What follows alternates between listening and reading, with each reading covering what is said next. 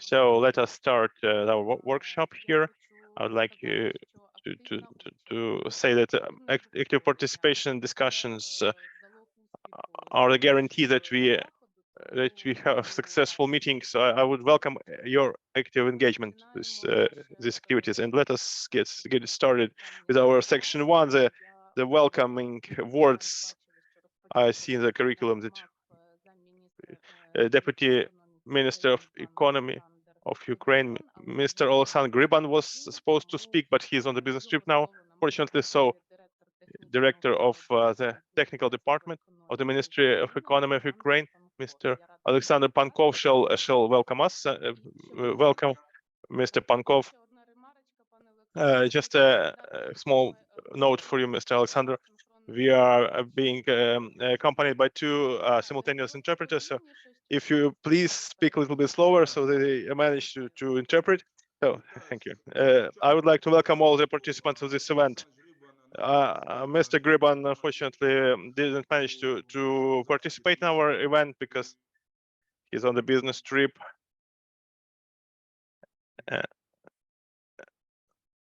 Oh, there seems to be some lagging. So I shall speak instead of him, if you permit. Yeah.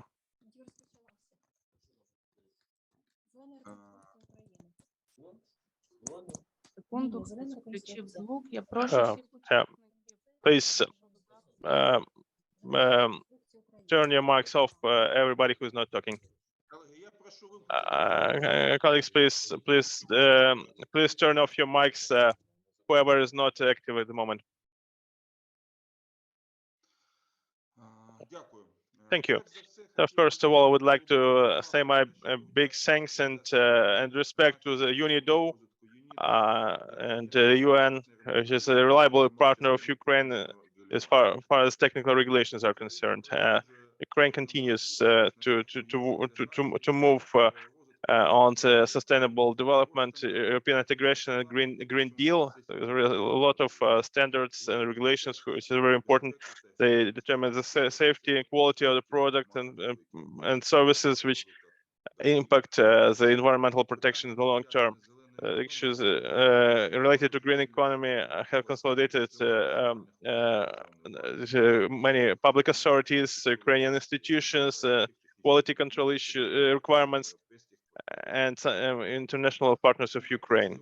In the context of the AKA agreement, execution of such consolidation of efforts, actions of green economy is very important, and it needs some consolidation of the international partners of Ukraine, including the Green Reconstruction. AKA agreement to be executed is one of the top priorities of the President of the Government of Ukraine, and we take the current situation of Ukraine in Ukraine into account and try to actually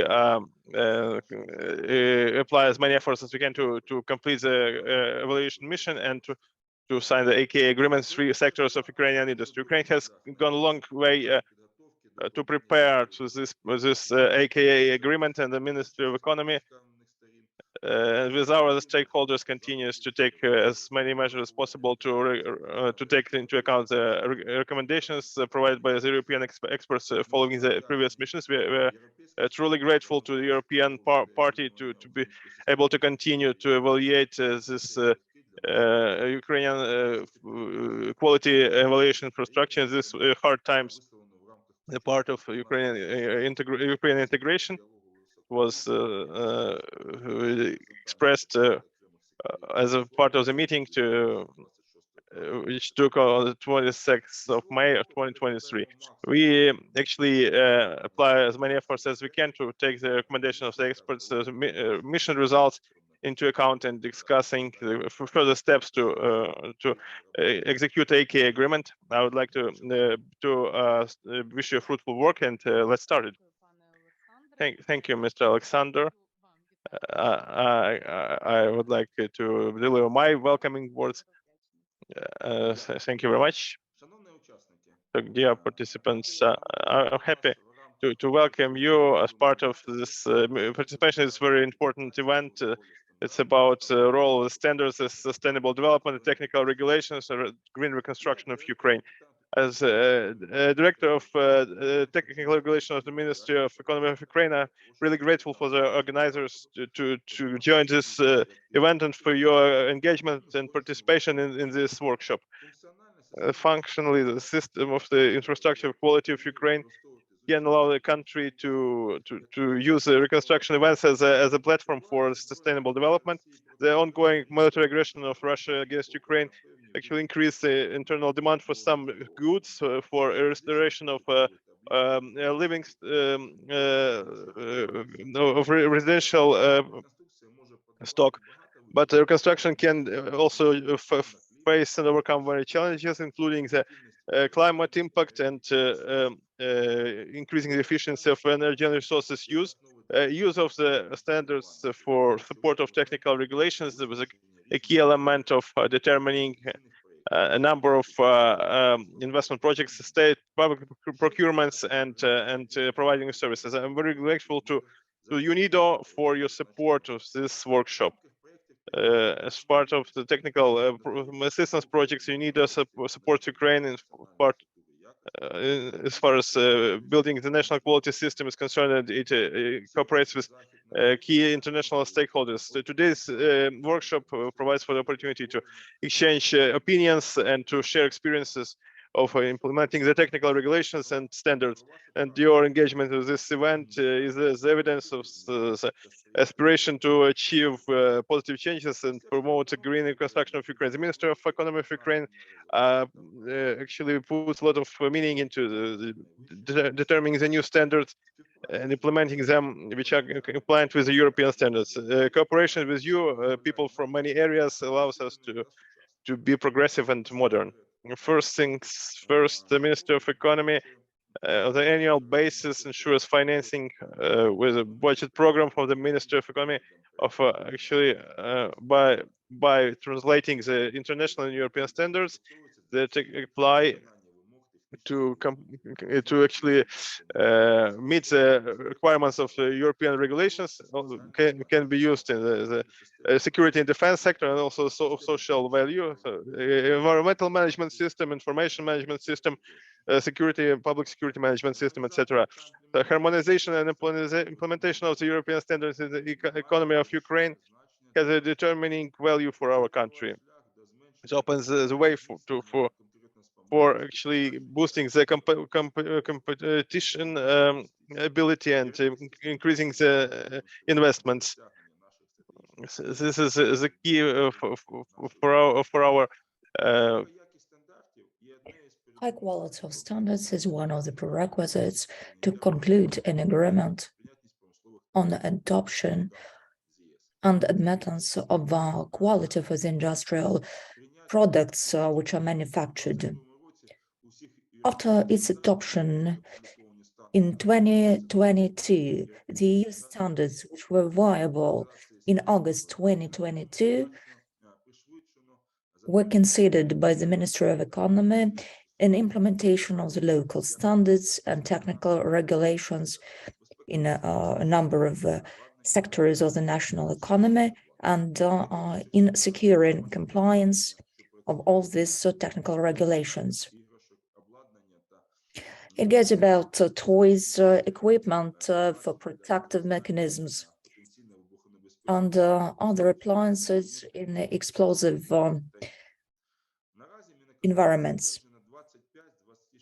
For the moment, 25 out of 26 technical regulations have been adopted, which were considered a priority for the international stakeholders, and the remaining bill will be adopted in June, in quite near time. Speaking about the current agreement in force that is aimed to recognize reciprocal compliance of technical regulations aimed to govern the manufacturing processes in Ukraine and both overseas, will be aimed at achieving consensus in green reconstruction and ecological security. Taking into account the SAD, we should focus as a society in Ukraine at green reconstruction. When it goes about quality regulations, we should look into how export operations are being developed, and that is the reason why we're interested in joint cooperation both nationally and at the European level, attainment of joint tasks and these accomplishments which we set out for us in Ukraine. Since Ukraine today is a modern and European country, first of all, I would like to extend my greetings to everyone and wish you all a fruitful workshop. Thank you. Alexander, thank you very much for your absolutely amazing introduction. And thanks to everyone who has joined us. Simultaneous translation is in force, and please keep it in mind that you can switch languages. And now I would like to pass the floor to such an expert as Peretz. Hello, can you hear us? So the floor is yours.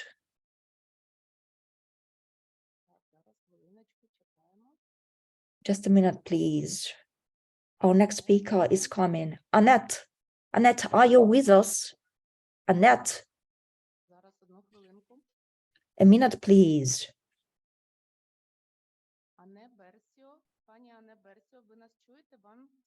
Annette Beresio, are you with us? Annette. Hello, colleagues.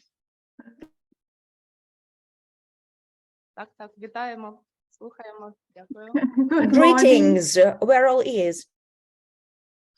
Okay, I see that many colleagues also of mine from Brussels, from DG Grow and from DG NEAR are also joining. So I'm a bit surprised, but I will take, of course, this opportunity on behalf of now representing the EU delegation on the ground to also greet you. I pass my greetings. I see here Mr. Pankov, of course, and Mr. Marchand, and Mr. Kaiser, Mr. Schwidtke. So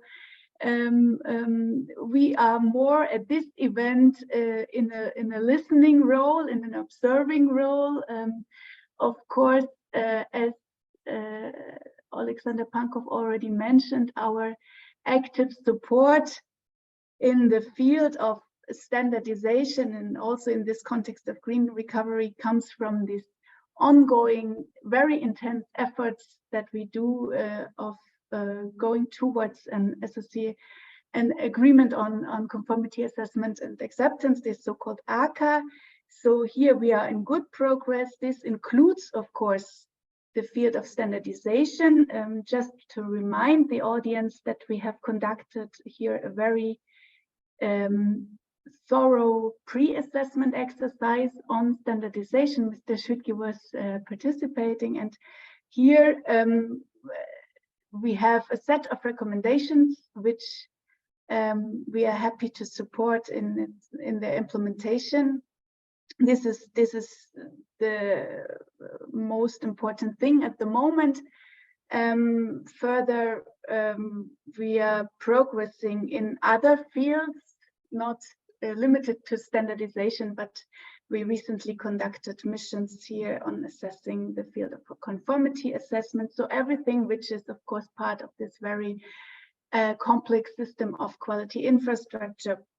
So we are happy today in this event to see that we now have this link of green recovery and standardization, of course, which are underlying and also guiding that, of course, recovery in this context should not only be seen in the context of investments and also maybe connected to public procurement issues, but of course also of production. And this is what we want to boost and what we want to support in this field of ACA. Now, just topic-wise, sectoral-wise, of course, this exercise that we are pursuing at the moment is limited, not focusing at the moment very deeply on maybe green sectors, but more on these industrial sectors which have been pre-selected, which are LVD machinery and electromagnetic compatibility. But of course, this support is not limited to the sectors, and we see already very strong efforts also in aligning further towards sectors such as eco-labeling, eco-design, energy labeling, and also construction products, something which we will hear more about, I guess, also during this event. So with this, as said, there are many other colleagues who may want to come in later. You now took me a little bit by surprise, but this is an ongoing process. I see here many familiar faces with Mr. Pankov and with the Ministry of Economy. We are in daily contact, and we, of course, also behind the scenes, we are giving our utmost support. And for this session today, I wish all participating listeners and speakers good success and a fruitful discussion. Thank you.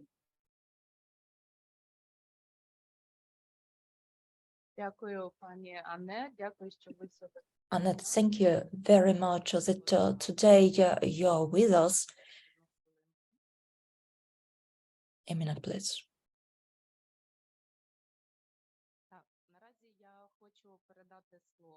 Now I would like to pass the floor to our next speaker, Mr. Kaiser.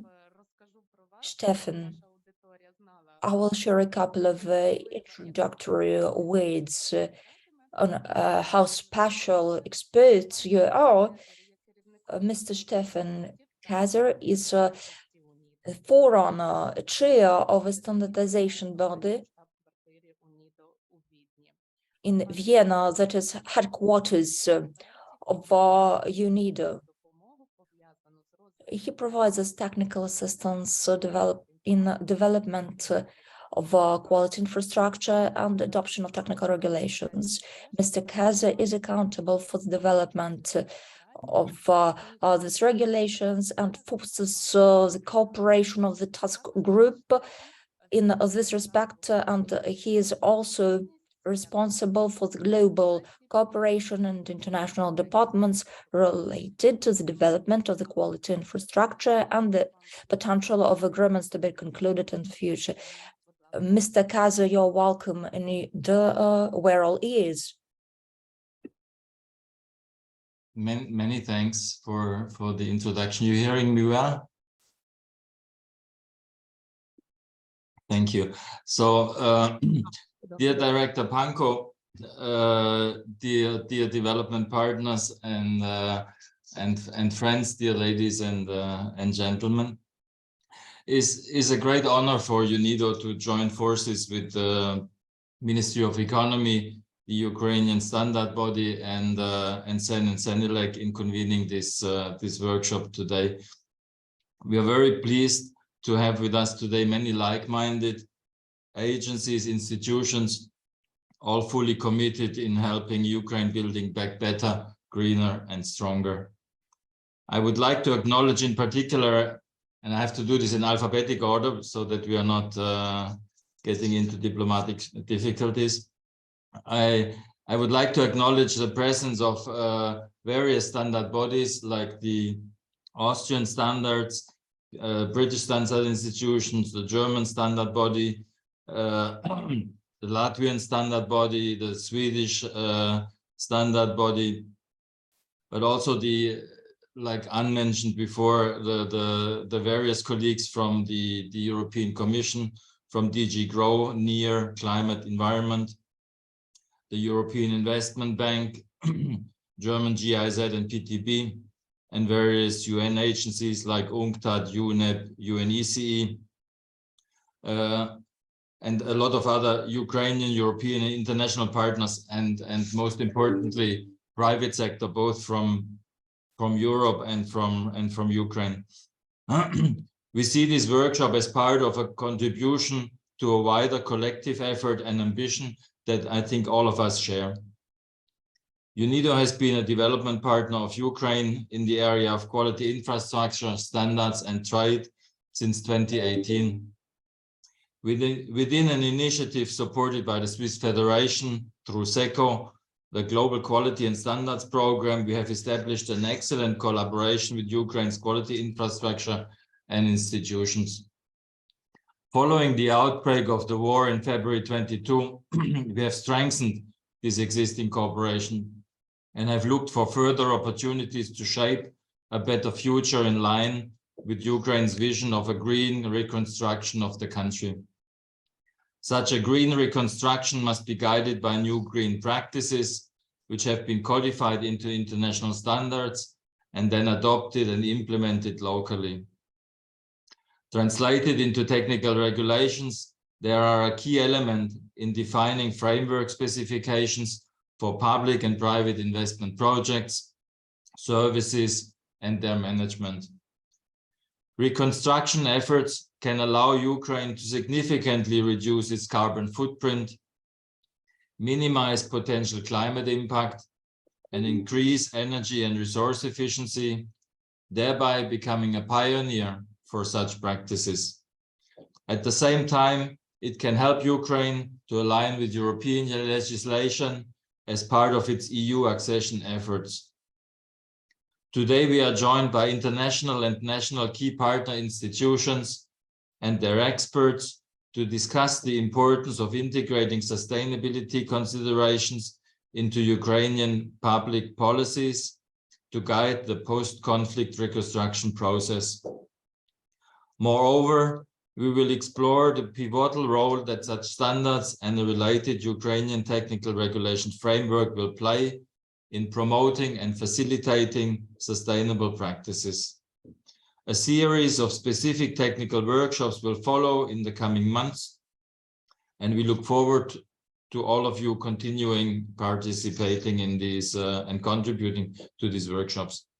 We hope that the first session today will allow us to identify synergies and opportunities for joining forces with all of you, the partners present today, so we can together support Ukraine in its effort to put sustainability at the core of a green reconstruction. I'm very much looking forward to insightful discussions, and I thank you very much for your participation. Thank you very much.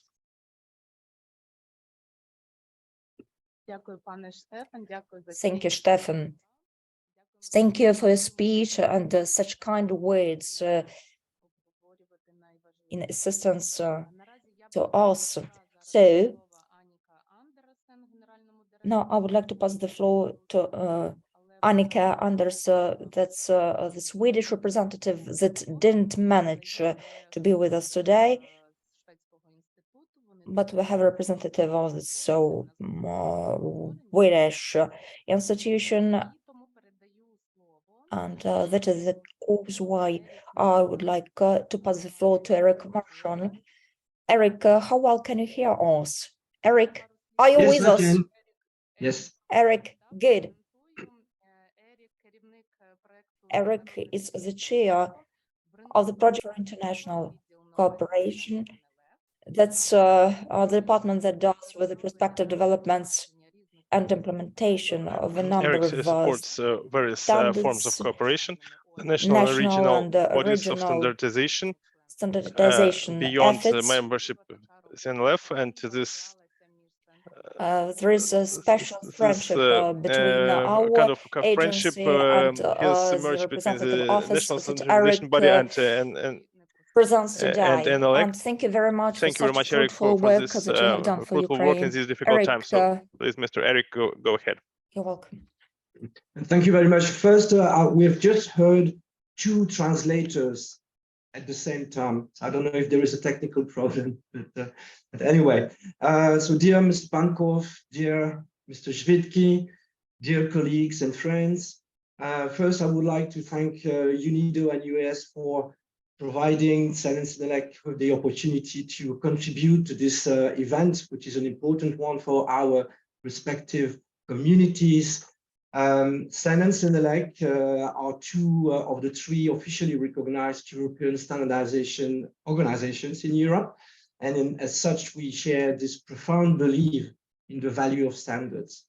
In our more than 60 years of history, we have developed more than 26,000 high-quality European standards for products, for systems, and also for services across all sectors, addressing quality, safety, environmental aspects, interoperability, and accessibility requirements that are valid across Europe. Our standards support competitiveness, protection of the environment, and innovation, and support, of course, growth and the reductions of technical barriers to trade around the world.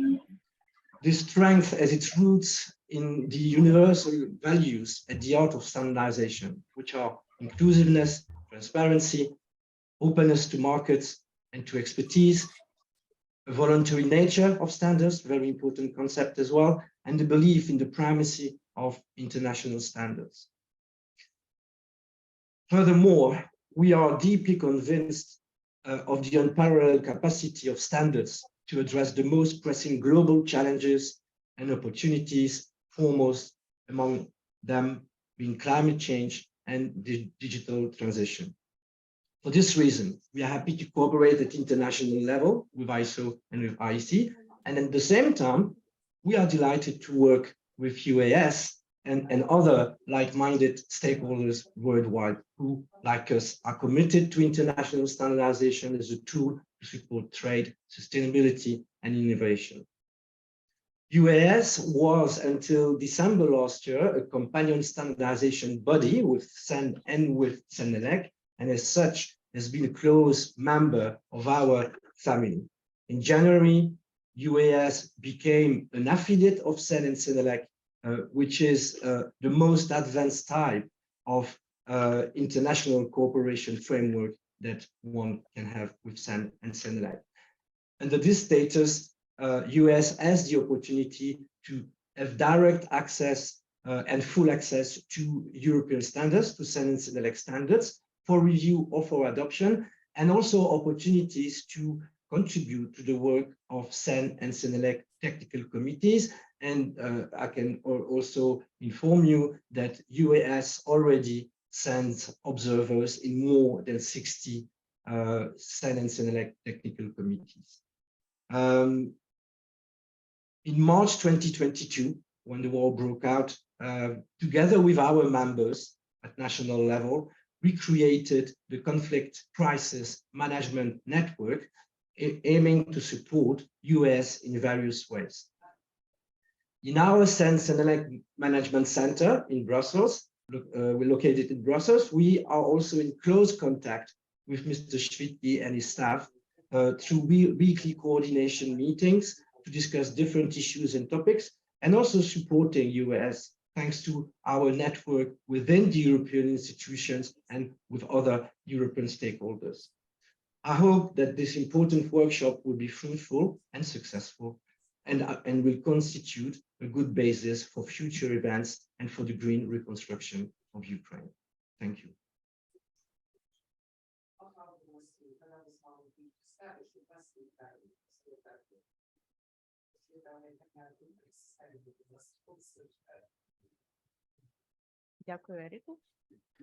Thank you, Eric, for these kind words. I'm happy that we sustain such good relations with you. And like you said, I would like to pass word to Mr. Oleg Shvitky, Director General of the National Standardization Body of Ukraine. Mr. Shvitky is offline with us today in person, so we would like to welcome him and to listen to him. Dear Mr. Pankov, dear colleagues, it was with great pleasure that I was actually anticipating this event. I would like to welcome you here. This is hosted by UNIDOB and UAS. I would like to say special thanks to our European colleagues that you find the opportunity to join this event, this project, the green reconstruction of Ukraine. It shall allow us to share experiences and to elaborate on the roadmap of the green reconstruction of Ukraine. Me and the head of UAS would like to actually stress that there is a very great strategic task ahead of us. This is a harmonization and implementation of European and international standards in Ukraine. The European standards are renowned across the globe, and they determine the requirements of quality and safety and sustainable development. So organization of our national standards, the harmonization with European norms, regulations opens new opportunities for our Ukraine and actually for international trade and increasing competitiveness of Ukrainian goods. So the Minister of Economy and Department of Technical Regulations and by Mr. Pankov, head of the department, with the professionals of Standardsand, we have adopted of Standardsand all the standards promoted by them, and actually we have been partnering Standardsand as far as implementation of European standards are concerned across all the areas of economy of Ukraine. That is why being the fully-fledged member in Standardsand is our strategic goal, because this opens opportunities for accessing a wide range of European standards and promotes our active participation and implementation of European standards and regulations. This allows us to actively impact the agenda of the standards that are compliant with the needs of Ukrainian economy. It's important for our country because this stimulates the development of the environmentally friendly technologies and improving sustainability and environmental protection issues in line with the modern requirements to economical development. I would also like to say that the UAS works with all the stakeholders actively, including the industrial associations, companies, enterprises, and small medium businesses. Also support them, sustains open dialogue and information exchanges with stakeholders and representatives of the interested parties as far as getting the best results of our cooperation are concerned. So Senelec and the cooperation with them very valuable for us because it allows us to have access to rich experience and expertise in the area of standardization and to actually implement the best practices and regulations that are used in the European Union to create the favorable environment for businesses, in improving the quality of products and services, and ensuring the consumer protection. So we strive to be a fully fledged member of Standardsand because it's vital for us to get a full scale of investments and increasing the cooperation with members of the European Union, thus bringing Ukraine closer to European community and actually implementing the European best practices, also improving our trade and other cooperation opportunities. So, together with European partners, we want to build the Ukrainian Authority for Standardization according to the European standards, and to implement the best and the most up-to-date European practices. That's why we have made a project with working name, the UAS, European Standardization, which actually strives at improvement and creating the effective standardization system. And actually, as we complete these tasks, we want to improve the qualification of our specialists to work with the international standards, to implement modern approaches to standardization, and to ensure the transparent nature of our work. We are sure that by uniting our efforts, we shall be able to come up with expert opinion on this project and to create a Ukrainian National Standardization Authority to match the best European practices. And together we shall be able to create a strong standardization system which shall serve the quality of the Ukrainian economy development, further reconstruction and rebuilding of Ukraine in post-war period. So I would like to thank again to our European partners and our Ministry of Economy that say that we are ready to pay attention to address the challenges that the UAS faces. I'm sure that our work is aimed at the reconstruction of Ukraine will be not only interesting but also useful for the society and match the tasks that stand before us. Thank you for your attention. I wish us all a fruitful work today. Mr. Oleg, thank you very much for this. So, dear colleagues, friends, partners, we have completed the first section of our event, the welcoming speeches. I'm thankful to all of you who have found time to meet, to join our meeting. Thank you. Let us go to section 1, the presentations. We shall start probably with a presentation by Mr. Nigel. Mr. Nigel, can you hear us? Well, let me yes, tell you a story all about okay, Nigel. thank you. Yes, I can hear you. Thank you. Mr. Nigel, I want to say a couple of words about you. Mr. Nigel is head of the United Technical Coordination Group ISO for standardization management system since 2020. He was a member of the committee ISO for standard 9001, which is used around the globe as the basis for the quality management system certification, and ISO 9004 to increase sustainability of organizations. Mr. Nigel was during 15 years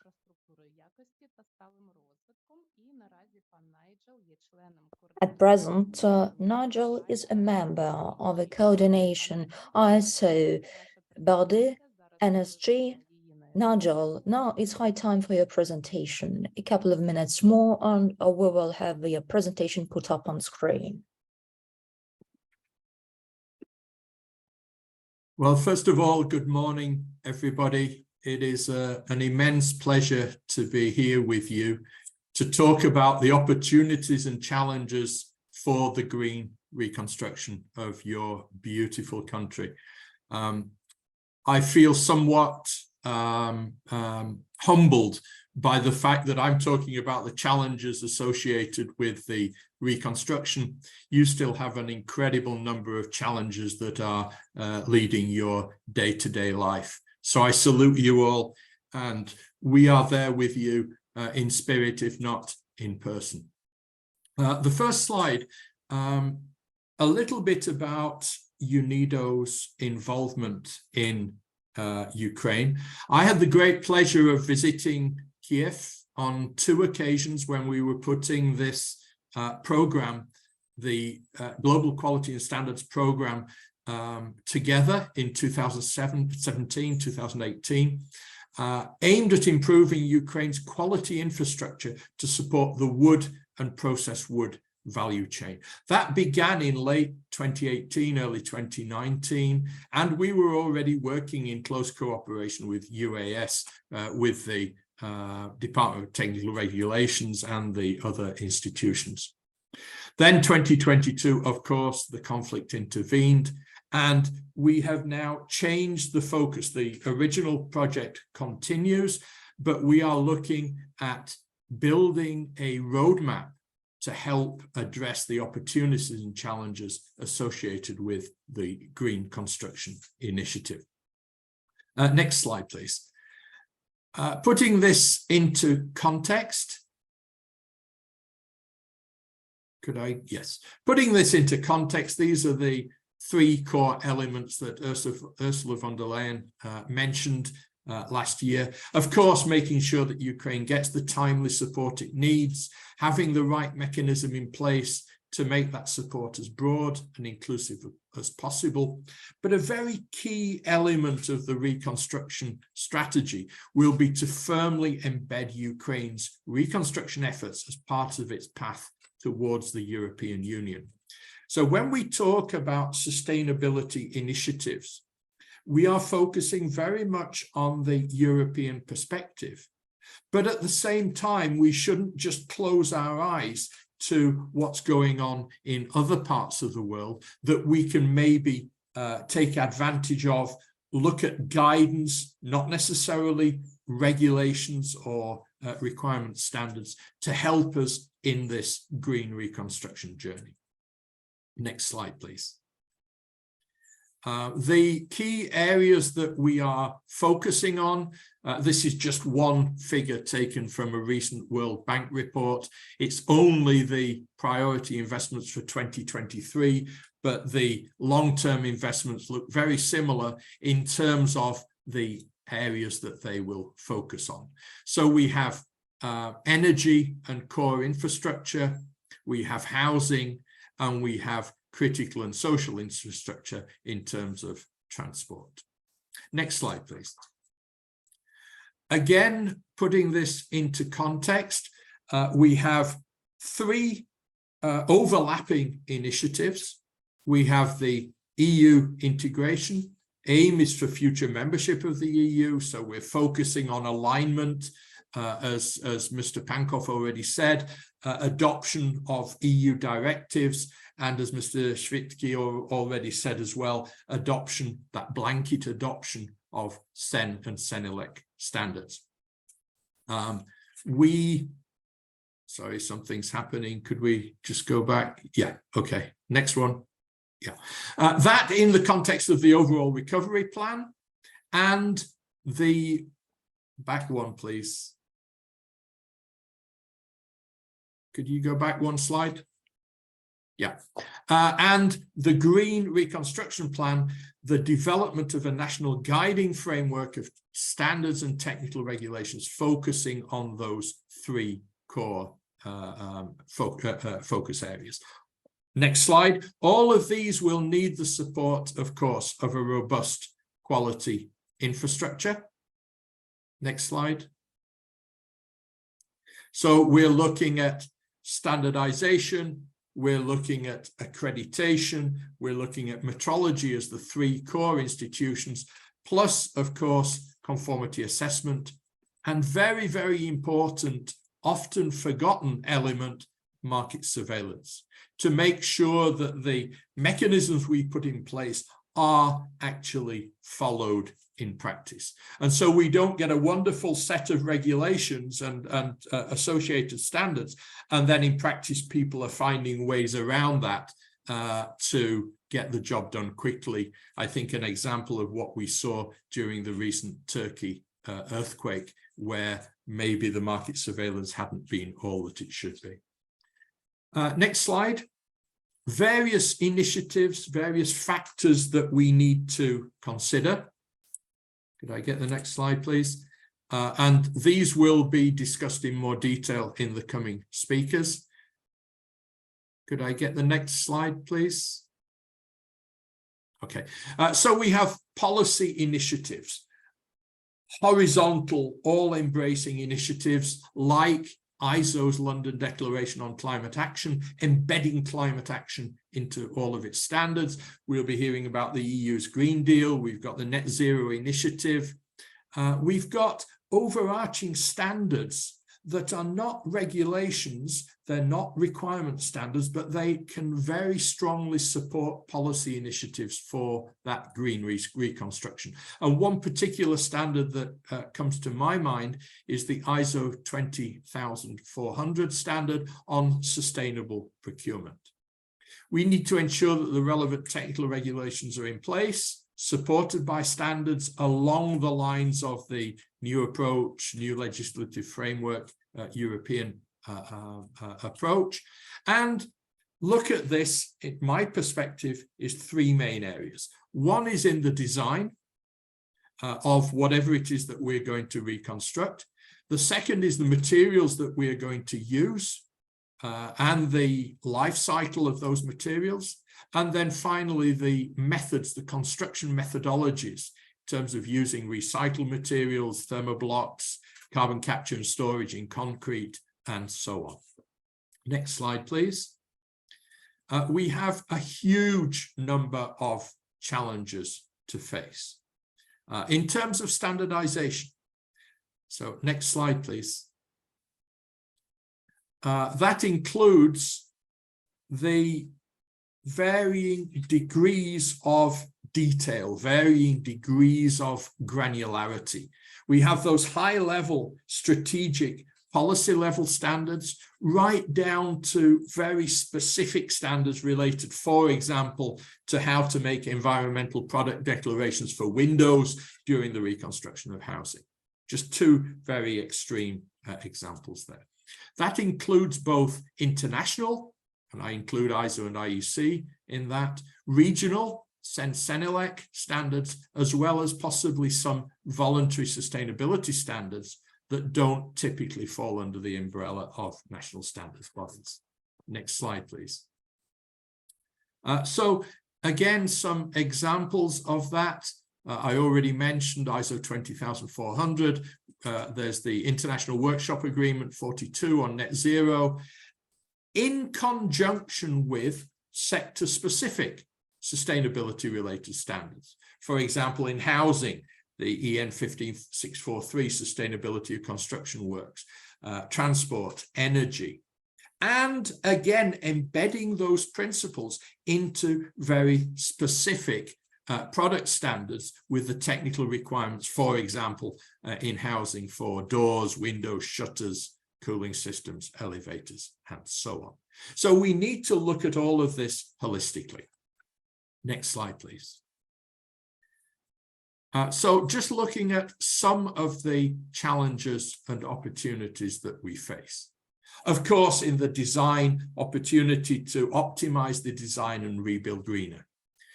The policy in that respect, supported by technical regulations, is very important.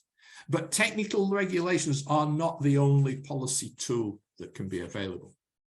We need to make sure there is the availability of materials in the quantities that will be needed. And of course, relating that to the original project, we have the possibility to make more use of local sustainable timber.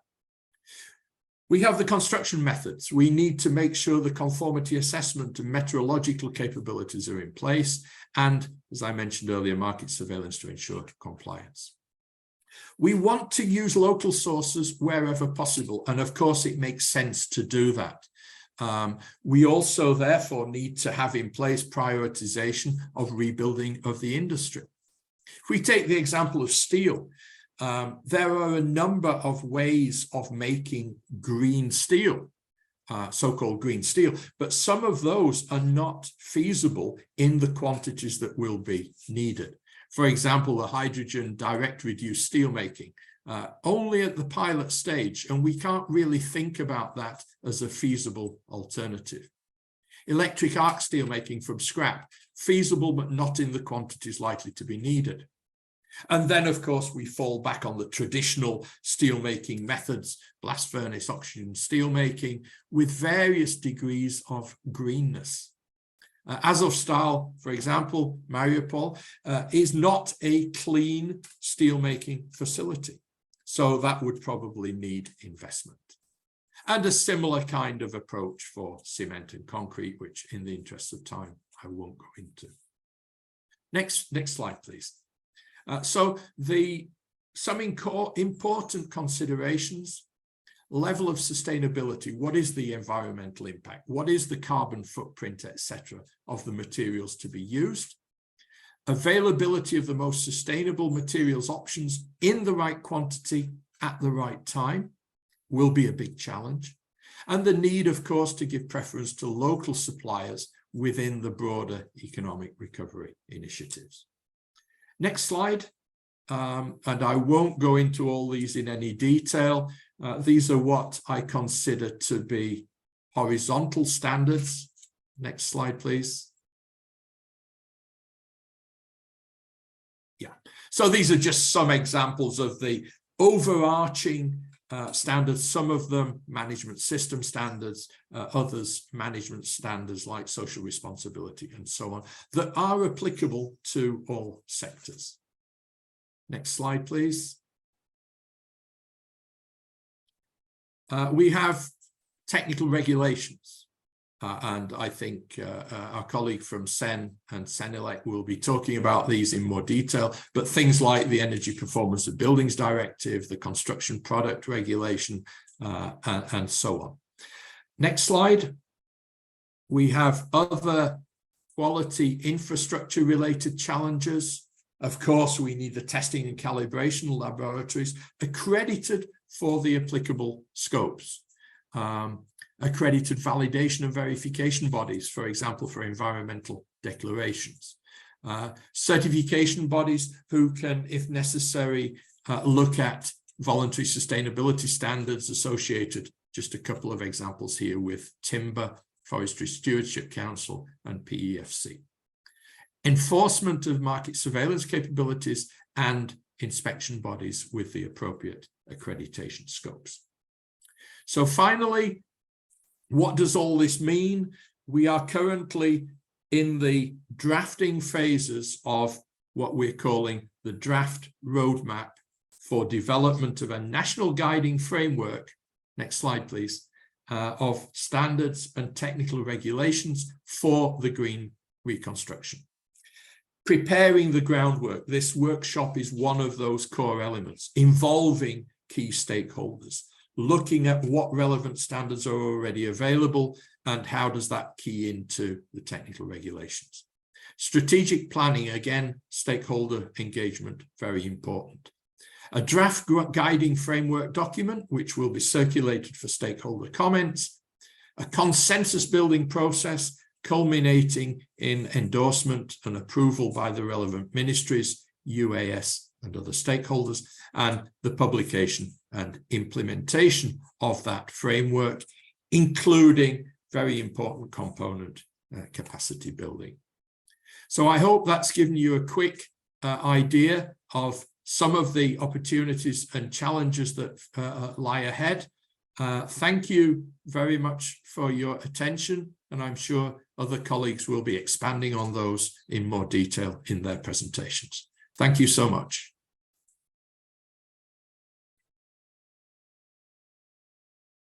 Дякую, пане Найджеле, за цю чудову презентацію та таку інформацію.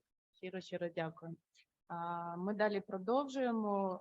Часу вже не так багато. We continue now. We have not very much time left. I now give floor to Mr. Tim Cantillon, manager for PCI. Your presentation about London Declaration, and Mr. Tom, let me just say a couple of words in the meanwhile about you. Mr. Tom is manager of policy on London Declaration, this PCI. This position, he guides the elaboration and implementation of the PCI plan, national PCI plan in terms of London Declaration, and supports regional and international coordination activities. He has experience with developing markets and developing innovations. He is also is master of environmental changes at London University. Mr. Tom, please. We can hear you. Yes, hello. Great. Hello, everyone. Thank you very much for the invitation to speak to you today. My name is Tom Cantillon, and I'm the policy manager for the London Declaration at BSI, the British Standards Institution. Next slide, please. So today I would just like to give you a general overview of what the London Declaration is and some of the key elements to it. It's one of the main climate-related initiatives within the international standard system. Next slide, please. And then I'll also briefly just go over some of the key actions that are happening at an international level, focusing on ISO, as well as national actions within BSI, just to give you a sense of what is happening within this space in the international standard system response to the climate crisis and the need for an inclusive net zero transition for the economy and society. So to give you a background of the London Declaration, the London Declaration was an initiative that came out of the realization that standards have a critical role in supporting a net zero transition, because standards, as Nigel touched on before, horizontally impact people's lives, but then also have a lot of specific verticals across industries and sectors. And therefore, there's an obligation on the international standards community to ensure that all of our standards are aligned with a net zero transition, or at least are not operating as blockers to facilitating a net zero transition. So at the ISO General Assembly in September 2021, BSI proposed the London Declaration, which was then unanimously endorsed by all ISO members, and then subsequently endorsed by SEN and SENELEC and IEC. I should say, in terms of the London Declaration, the specific implementation of it, i.e. defining what success and what good looks like under the London Declaration, is left to the specific standards development organization in question. But there are several key coordination activities happening, both regionally within SEN and SENELEC and internationally with the likes of ISO and IEC, to ensure that all actions taken by all the standards development organizations are consistent and coherent and mutually reinforcing. In terms of what the London Declaration obliges signatories to do, there are three core pillars. The first pillar is that all standards, all new and revised standards, will actively consider climate science and associated transitions in their content. The second pillar is that civil society will be, their involvement will be enhanced in both the development of standards and in the content of standards themselves. And then the third pillar is just a kind of accountability pillar, which is that signatories must have an action plan and measurement framework to detail how and when they will fulfill the objectives and the aims of the London Declaration. So to briefly kind of outline some of the activities that are happening internationally, if we could go to the next slide, please. So at ISO is managing their implementation of the London Declaration under ISO's Technical Management Board, and it's considering actions under four main pillars, which I will briefly outline for you here. So the first pillar is all around ensuring that our technical committees include climate considerations in their work. So the main action as part of this is that ISO has recently completed a project with some expert consultants to do an impact assessment of all ISO deliverables, so approximately 25,000 standards, to understand the climate impact of those standards, that is, how they are contributing to SDG 13 climate action. And what this has done is it has created a prioritization list of which standards are already contributing to SDG 13, and Nigel outlined in his presentation some of those horizontal standards that are doing great work in this space already, but also more importantly for the purposes of this declaration, which standards we need to look at now and we need to revise now in order to ensure that they are either maximizing the contributions they can make to SDG 13 or minimizing any potential harms that they might be doing. So this work has completed. There's a list of about 95 standards which ISO is taking forward for immediate revision. And what's now happening under this pillar is that ISO is hiring expert climate advisors to assist technical committees in redrafting standards in line with climate science. So these climate advisors will be tasked with developing recommendations as to how standards should be revised. And then it'll be up to the individual technical committees to determine whether and how they will take those recommendations forward in order to align their relevant standards with climate science. ISO is also developing an expedited revision timeline for standards in order to ensure that where committees wish to move faster with their revisions in order to respond to the urgency that climate change requires, there is a mechanism and a process for doing so within ISO's system. ISO has historically had a climate change coordination committee to coordinate activities relating to climate change between the various technical committees. This has now been made a permanent body with a new mandate to support the implementation of the London Declaration. And also the LD Eicher Award, which is ISO's main award for rewarding innovation in standards development, has had a new rubric added to it to cover the London Declaration and recognize and celebrate the great work that technical committees are doing to respond to the climate crisis. The second pillar is all around ensuring ISO deliverables respond to the need for urgent climate action. You will have heard Nigel in his presentation mention the International Workshop Agreement mechanism as one way in which standards can more agilely and swiftly respond to market needs for not just climate-related deliverables, but more agile deliverables generally. So the IWA process within the ISO system is being promoted. And also ISO is looking at how it can support low carbon ways of working in the standards development process itself, such as promoting more hybrid and asynchronous standards development processes. The third pillar then on civil society representation, ISO has recently completed some research to define what civil society and those most vulnerable to climate change looks like in an ISO context. And this working definition will allow ISO to conduct research as to how well represented those groups are within the standard system already, and what policy interventions and changes need to happen in order to ensure that these groups are represented in the standards development process. Because one of the key considerations in responding to the challenges of climate change is to ensure that those most vulnerable to climate impacts are being heard in the standards development process, and that their views are represented in the outputs themselves, to ensure that the outputs are most aligned with the potential for climate impacts and are adapted to a range of climate impact scenarios.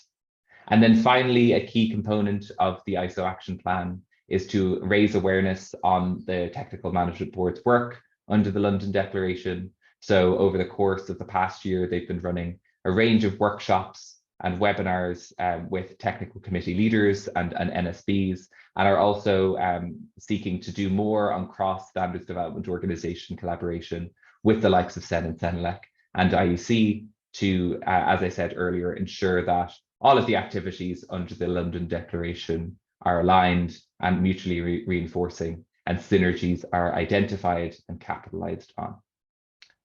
If I could go to the next slide, please.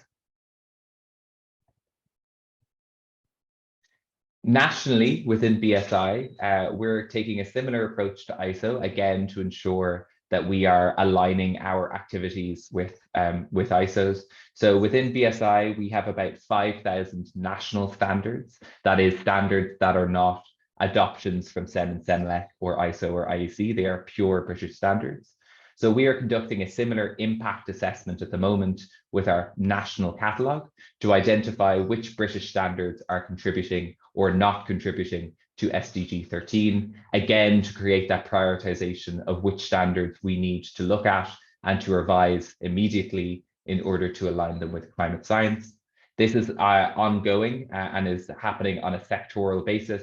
So we've recently received the report from our consultants for the British standards pertaining to the energy sector, and we are now going to be taking their recommendations forward, again, with the recruitment of climate advisors to assist the relevant national committees in looking at those identified standards and determining how they could be revised in order to align them with climate science. We also have a project underway nationally to speak to our national committees to understand whether and how they are responding to the climate crisis in their work, because one of the pieces that came out of the ISO research in this area is that a lot of technical committees are doing work already to respond to the climate crisis, but due to the vertical organizational structure of the standard system, sometimes it's hard to identify best practice and what mechanisms and processes could be replicated elsewhere.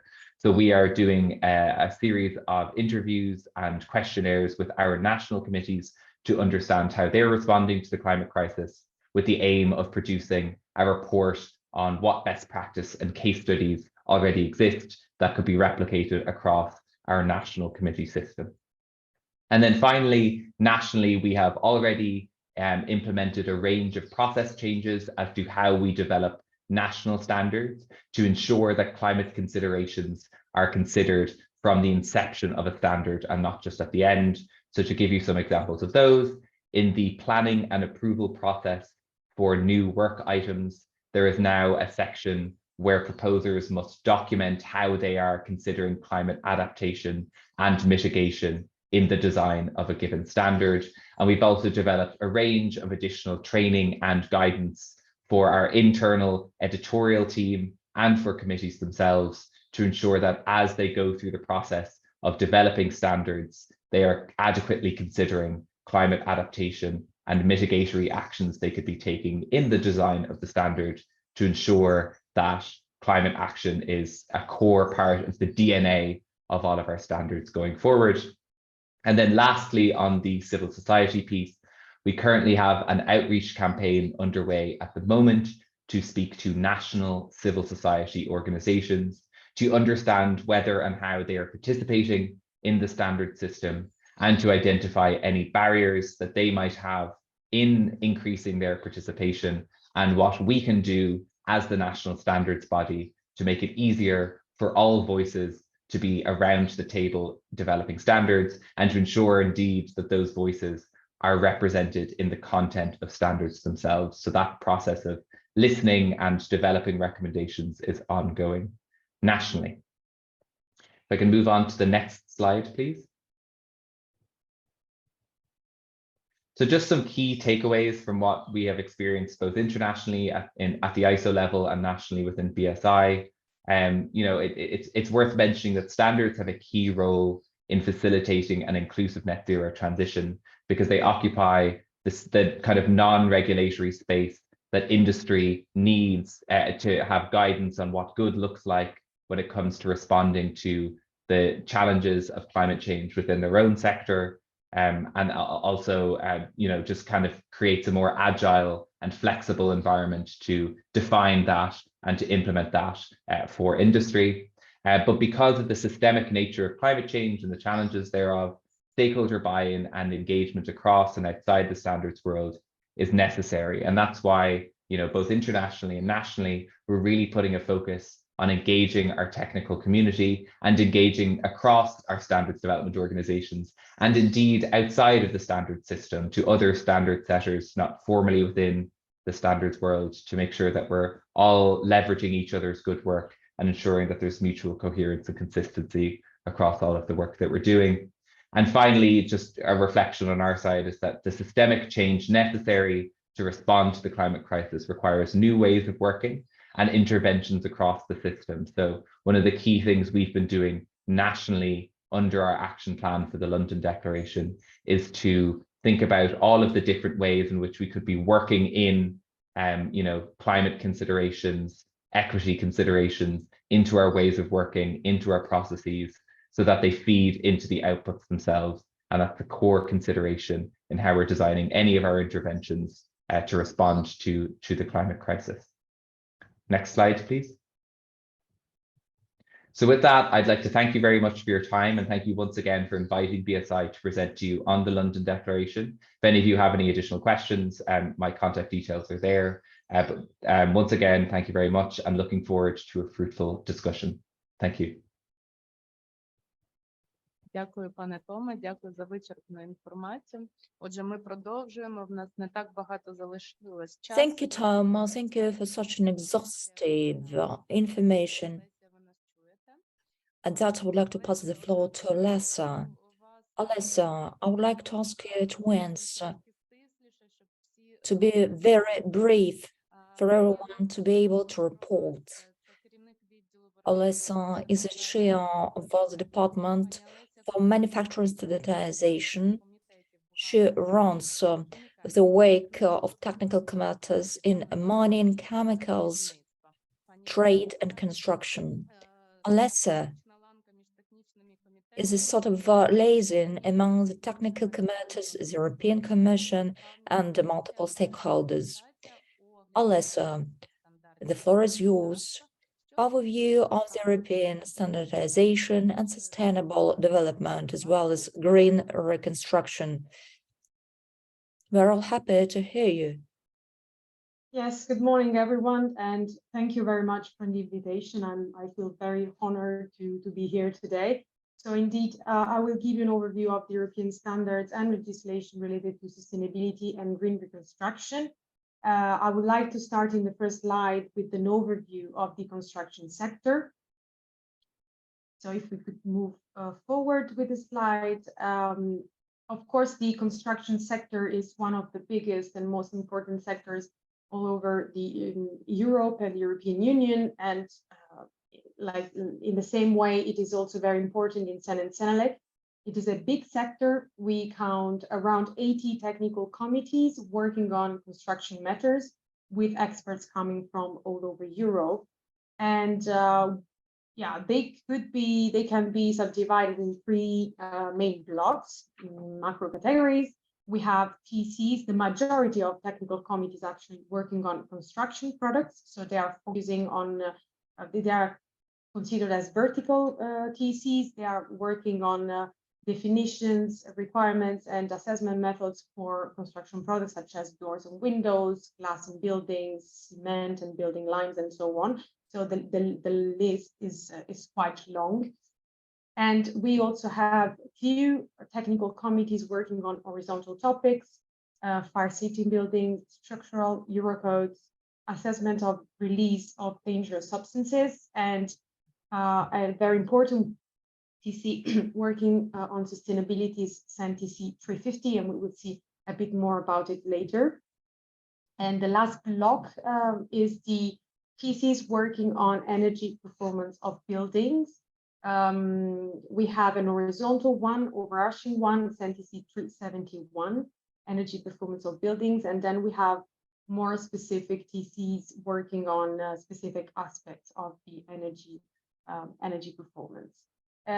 Going to the next slide, with Eric and I, so Eric, my colleague that spoke before, and I, we made an analysis of the participation of Ukrainian experts at SEN and Senelec level in the construction sector, and we noticed that there is still a good margin of improvement for the participation of our Ukrainian colleagues in the technical discussion at European level, and also for the adoption of European standards at Ukrainian national level. So the first message I would like to pass with my presentation is for experts in Ukraine to join us, to join the technical discussion.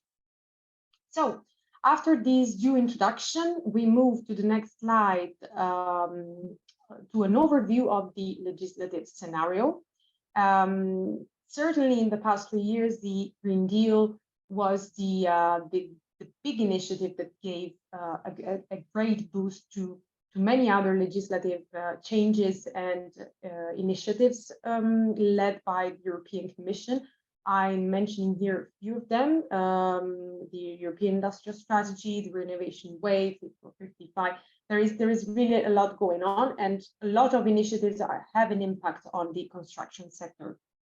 Nonetheless, for us today and for SEN and Senelec in general, I would like to focus on two specific legislations that are in the next slide, which are the Construction Products Regulation and the Energy Performance of Buildings Directive.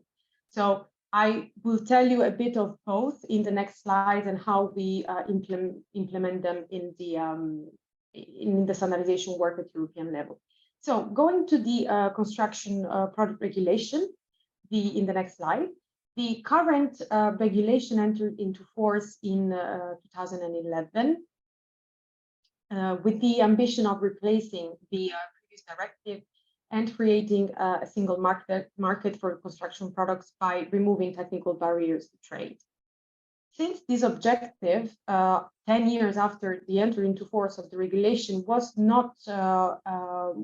reached only in part, let's say, the European Commission decided to revise the CPR and issue a proposal in March 2022, which is currently under discussion at the European Parliament and the European Council.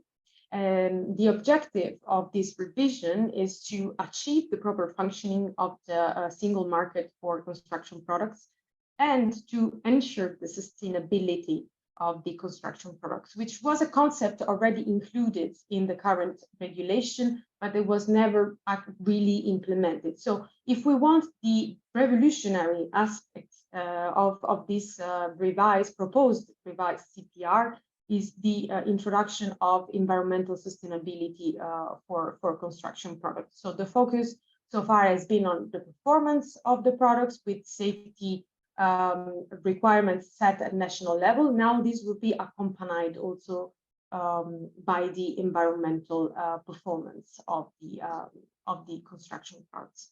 Now you might wonder how manufacturers can prove and assess the environmental performance of their products. And luckily, we already have a tool in place.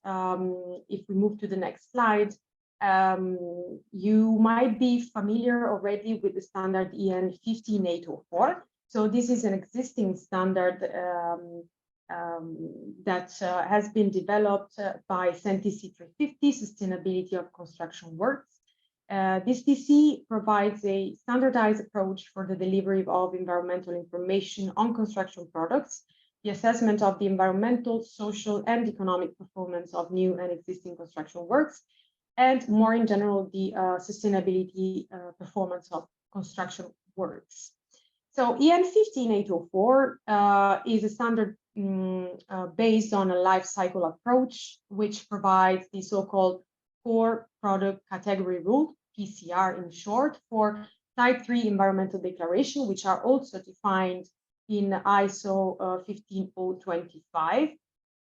And this standard gives the possibility, so it's an overarching standard, an horizontal one for all construction products and works, but it also gives the possibility to technical committees working on specific products to develop their own category rules, the so-called complementary product category rules, in order to implement the 15804 and to assess the environmental performance of their products. So at the bottom of the slide, you find a couple of examples. So for instance, looking at concrete and concrete elements, you can see that the related technical committee has developed their own product category rule, so that they have a tool and a method to assess the environmental performance of their products.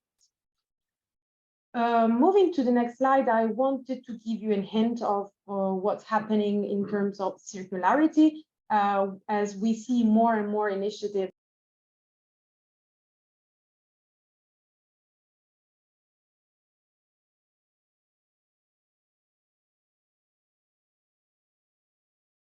Alessia, you are mute. Okay. Пані Олеся, вас не чутно? Okay, where did I leave you? Okay, I will start again from this slide. So talking about circularity, yes, we have a subcommittee dedicated to it, circular economy in the construction sector. They are still in a, let's say, explorative phase.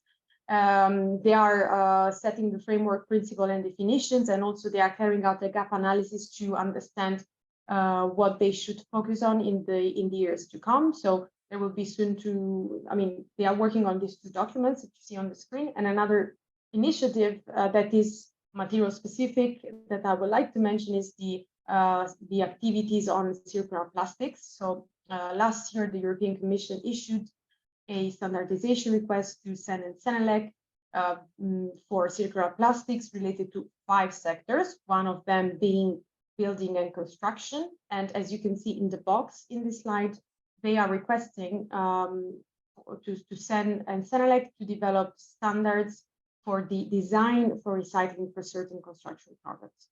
So it's a very interesting and new approach that I wanted to flag to you. And then the last legislation in the next slide that I wanted to mention, which is also very important and has a lot of space in our standardization work, is the Energy Performance of Buildings Directive.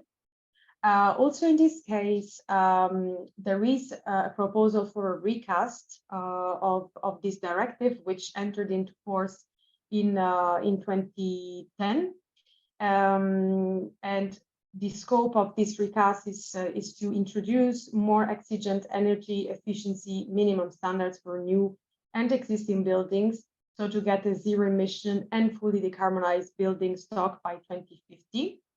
We can expect at SEN and Senelec that following the adoption of the recast of the EPBD, there will be a new wave of standards that will probably be requested by the European Commission to be developed, which brings me to the next slide. As I mentioned at the very beginning of my presentation, we have a few technical committees working on the energy performance of buildings. In the next slide, please. CEN-TC 371 is the horizontal overarching TC that develops horizontal standard. Indeed, for instance, the one that you see on the screen, 17423, is about the determination and reporting of primary energy factors and CO2 emission coefficient. This is indeed horizontal, but we also have committees that are working on specific aspects of the energy performance and are developing their own standards. Let's call them vertical standard. So they focus on thermal comfort, ventilation, light heating systems, and so on. So this actually brings me to my last slide, which is just a few key messages. Once again, European standards play a crucial role in the green transition by providing manufacturers with common guidelines. Sustainability is now at the core and high in the EU agenda.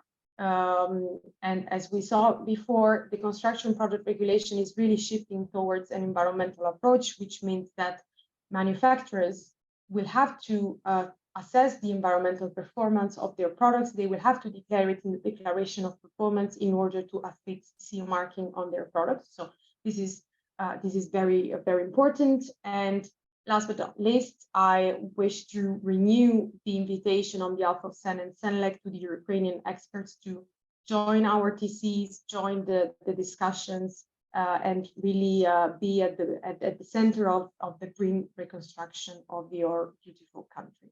Thank you very much to all of you.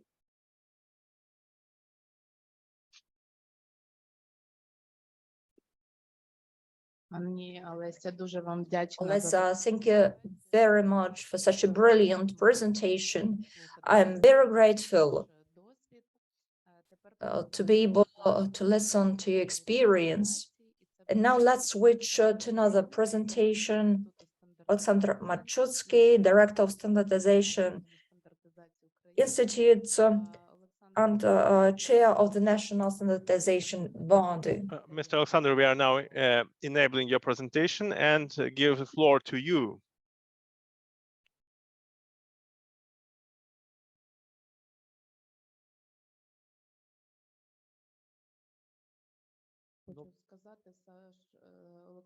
Mr. Alexander, I would like to say that please be as concise as possible so that we match our timing. Hello, everybody, all the participants and guests of this event, this workshop. As soon as we are pressed in terms of time, I shall try to do it as concise as possible. To outline the work of UIS, 2022 actually brought some new challenges for our country, the enterprise businesses and all the people in Ukraine. Despite the war and martial law, we secured our companies stable work, and we can continue providing sustainable services. And also it's very peculiar that the martial law pushed some changes which were not so obvious before. So we need to adjust to the new conditions of work, the new formats, and we try to respond effectively to the challenges of modern age to achieve good results. So the conditions of martial law, we managed to organize our company's work to actually protect our electronic base of national standards, to elaborate the internal external communications with our partners, and also take measures to further uninterruptible work of our company and actually secure our clients with copies of the regulations. Actually, our task, the main task was, and it remains, to actually do the tasks that were assigned to us in terms of standardization that would support the maintenance and development of Ukrainian economy. And in 2022, despite everything, we implemented all our plans that had been developed by our strategy development. Today, for us, very important to increase international cooperation, meaning fully fledged membership in Sense and Elect. We actually created a working group this year to elaborate the document Sense and Elect. We actually studied regulation Sense and Elect, and we have already completed the checklist, work on the checklist. So in order to secure with cooperation with standardization bodies of other countries, we have concluded the bilateral contracts and memoranda with organization of 27 countries. In 2022, we also completed memorandum with Czech, Turkish, and Polish and American institutions. At the beginning of this year, we executed a contract with American Society of Engineers Mechanics. Today, we have 27 memoranda signed and contracts with international regional organizations for standardization. So Ukraine's participation in the international European standardization framework is done by its membership as fully fledged membership with ISO IEC and its 3 European organizations, Sense and Elec and ETSI. Due to our joint work with Sense and Elec with UAS and the Ministry of Economy, we, from the 1st of January, have been representing Ukraine as affiliated member of these European organizations. We are very grateful for, we have been discussing this, speaking to the Sense and Elec team that the background of the full scale invasion of Russia to Ukraine. They organized a number of activities to provide for active support to Ukraine, and particularly the UAS. Next slide, please. Actually, very briefly, for the standards adoption 2022, despite the war and many obstacles to our work, we actually, during this year of war, we made a very important step towards Euro integration. The UAS adopted more than 20,000 European standards endorsed by Sense and Elec. We actually adopted 20,727 standards, and out of these, there were 20,604 standards endorsed by Sense and Elec. Also important to mention that UAS adopted the standards at its own expense, and this is the trend. Starting from 2021, we actually there is even more and more financing of standards implementation to be funded by businesses. Also, the Ministry of Economy, other bodies financed the adoption of 3,480 and 28. Now we have the priority for the AKA agreement. We have 3 directives: the security of machines and mechanism, electric machinery and equipment. So for this directive, we adopted 741 documents. Most of them were adopted in their original language. 76 of them were translated into Ukrainian. So we need to know that the Ministry of Regional Development and Technical Committees of Construction and Construction Products were engaged actively in the development of standards to the Standard 305 implementations for the construction products.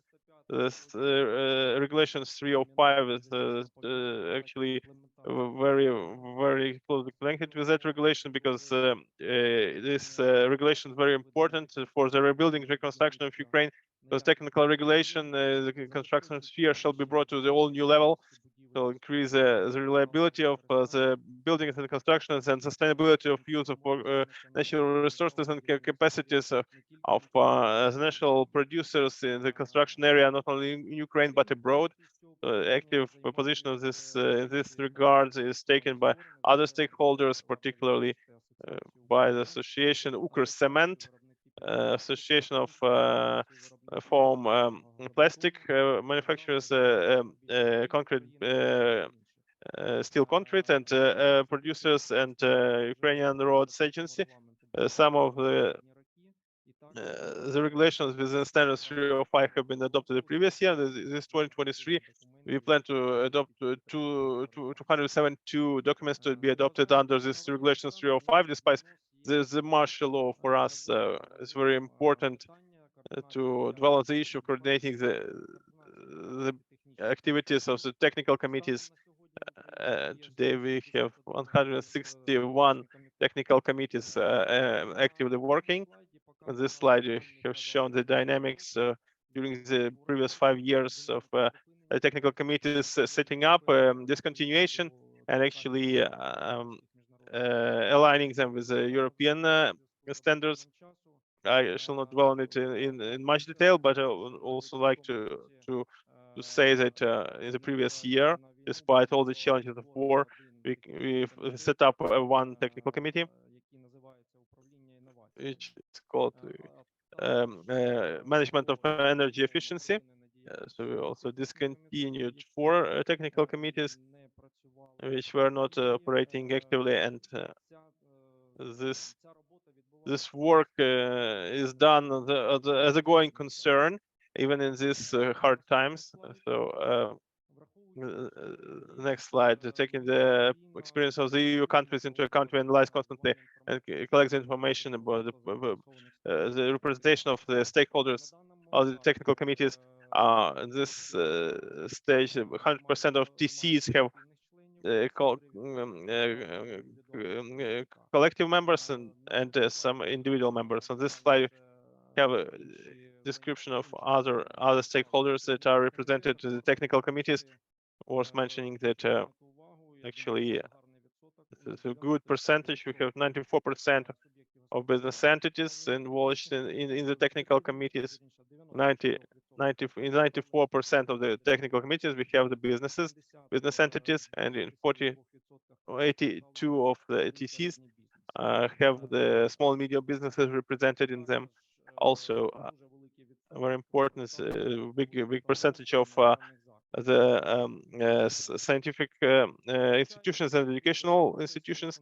Also, studied the experience of European standardization. We started working with associations, which actually is positive for development of standards. We have been working for a long time to engage 5 stakeholders to the TCs. What I have already mentioned the previous year, we adopted 24 organizations, collective members representing small and medium business in the previous year.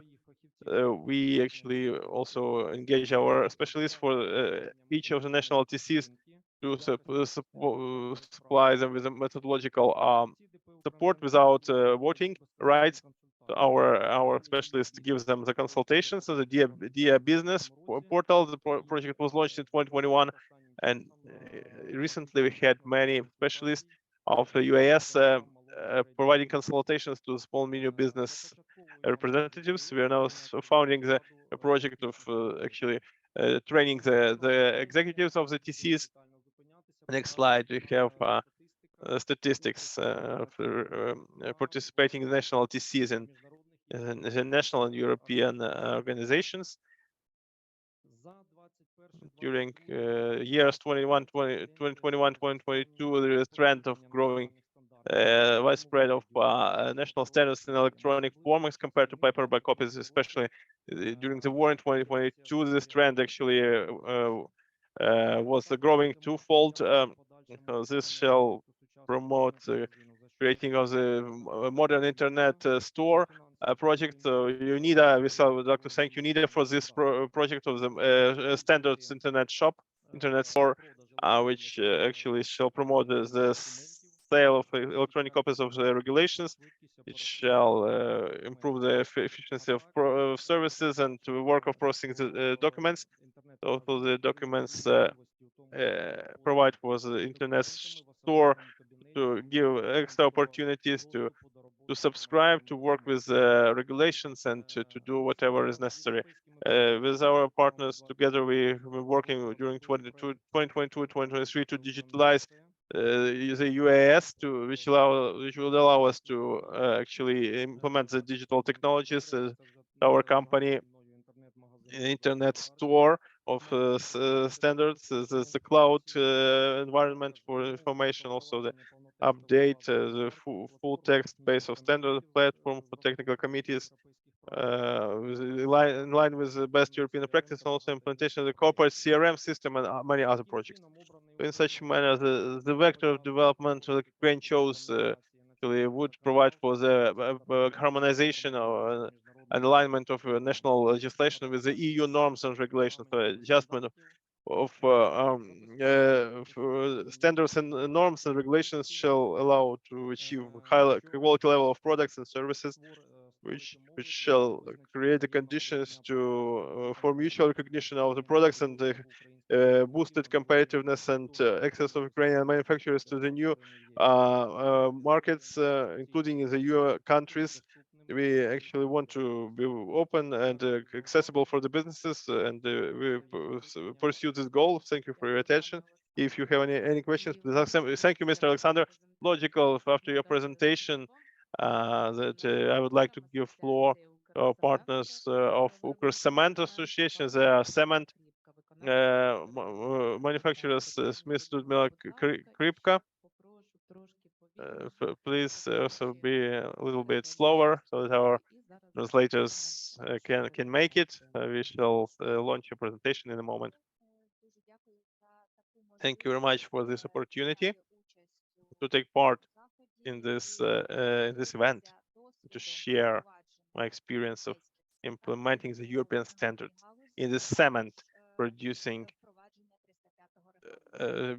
industry, and also implementing the regulation 305. First, let me introduce our association. It includes 5 companies that are 9 cement plants. They are located all across Ukraine. Unfortunately, one By misfortune, one of our plants suffered due to the current conflict, and 8 plants are working at the moment. All the cement production plants are active. Last year, we had 11 million tons of concrete manufactured, and our target is to produce 13 million of concrete, million ton of concrete. And for the moment, we can hear the needs of the market quite well, and we do it all to get harmonized with the current market needs appropriately. As my former colleague, former speaker, Alexander, put it rightly, following the technical regulation that he covered, it's very important for the current recovery of Ukraine. The EU-Ukraine Association Agreement is something of home task for Ukraine that is to be carried out well here in Ukraine.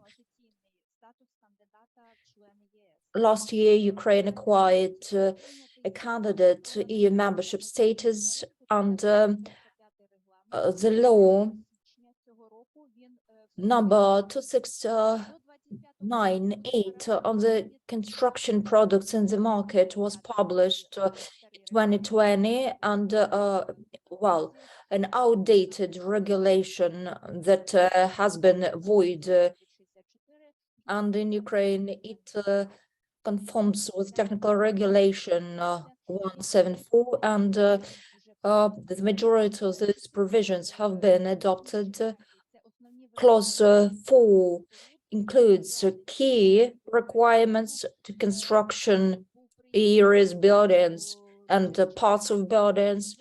This bill came into force on the 4th of October, and at that, the state norms have been developed, and they will come into force after this bill becomes void. and enactment. What is in force at the moment? A number of regulations for the categories of construction and products are in use. Following key energy, maintenance, and technical characteristics of construction products.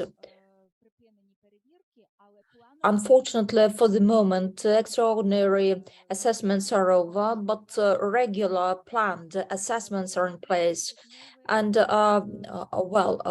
waivers in case of failures, they are in place as well, and requirements to the compliance assessment bodies, they are in force. And speaking about the state e-system that governs permits and declarations, the pertinent bills have been adopted. And lists of the EU documents with definition for admission of the national and international bills are in place. For the current projects which envisage setting up national standards, there is no problem in spelling out key requirements which are to govern the current state of things. And speaking about the draft bill on securing technical regulation for sustainability of buildings, they are in force as well. And as I put it rightly, the bill of 2021 has been enforced, and they are again in parallel. When we touch upon imports, I would like to put it bluntly that the declaration for the construction produce, which was authorized by the EU, has been effective. And even when you do not have the EU certification, but when the declaration has been drawn based on some weird document, the waiver will be in place. So in Ukraine, it says that the domestic producer having an intention to import its producer should go to the European authorization body to ask for a permit to underpin it. And for the propositions which we have in place, I would like to say that we have addressed the authorities in force, and we do have hope that we will be heard, and smart work will be done in this respect. We are one of the first associations which was supporting implementation of the EU regulations, and for the language of original, we today conduct compliance assessment, and we entertain the hope that in the near future they will be implemented at a quality level. For the moment, the Ukrainian enterprises work in parallel, being governed by the national and international standards alike. For the requirements which we consider governing, all the enterprises have drawn up proper declarations for the EU members without having underpinning documents which could explain our capacity to work abroad in line with the regulation that is applicable to enforce the technical regulation which was implemented across the EU makes slightly weaker the current state of things in Ukraine, and will lag behind due to this legal loopholes. At that, I would like to thank you very much for your attention. And probably in Ukraine and in concrete production, it's a little bit earlier to introduce the EU standards. At that, the moderator would like to extend her gratitude to the speaker, and thank you very much for bringing across take-home messages.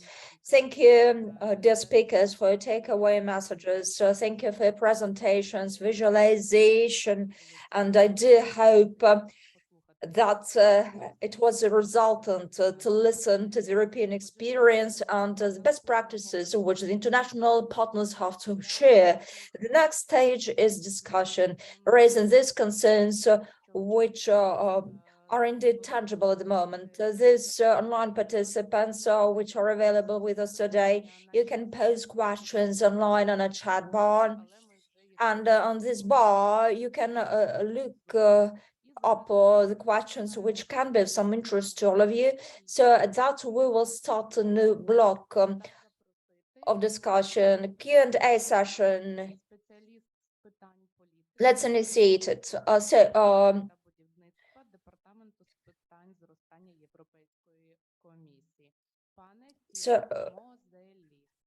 Philip Mosley, you're given the floor. Can you hear us, Mr. Mosley? Yes, I can hear you. That's good. Thank you. Yes. That's very good.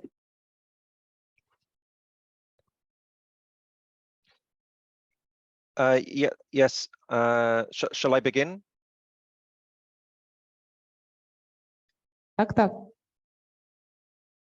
Okay. I'm Yeah, working please go ahead. Thank you. I'm working in the European Commission DG GROW in the construction unit. I'll just very briefly tell you about some of the work that we're doing that is relevant for today. First of all, on the European legislation that's most important here, the construction products regulation, which, as we've already heard from other speakers, the Commission proposed a revision of the regulation, and it's very soon going to go to negotiations between the European Council and the Parliament for that revision. The purpose of the revision twofold, two purposes. The first purpose is to improve the functioning of the single market for construction products. And the second purpose is to better integrate sustainability requirements into construction products. And as part of this, the Commission is revising the current mandates for harmonized standards of construction products to be cited in the official journal of the EU. And the first new requests for technical specifications for precast concrete and for structural metallic products will be sent later this year. And then other product categories will follow in the coming years. So there is a timetable foreseen over the next decade or so of these revised standards for different types of construction products. Another piece of legislation that has been under development for a while that is relevant for green construction is the EU taxonomy for sustainable activities. This is a common classification system to define what is deemed sustainable. And we have been working with our colleagues across the European Commission on the new delegated act, which is expected to be adopted in the coming days now, the Environment Delegated Act, which would introduce new circular economy criteria for investments in construction and real estate activities. There are already criteria existing under the taxonomy for climate change, but this would be for circular economy. This is voluntary, but what it does is it means that financial institutions that want to provide green investment and for also companies that wish to label their investments as green, they would have a common classification system and a common definition of what is sustainable. So we would have a common definition of circular economy criteria for construction works. So those are probably the two most relevant pieces of EU legislation that are coming soon.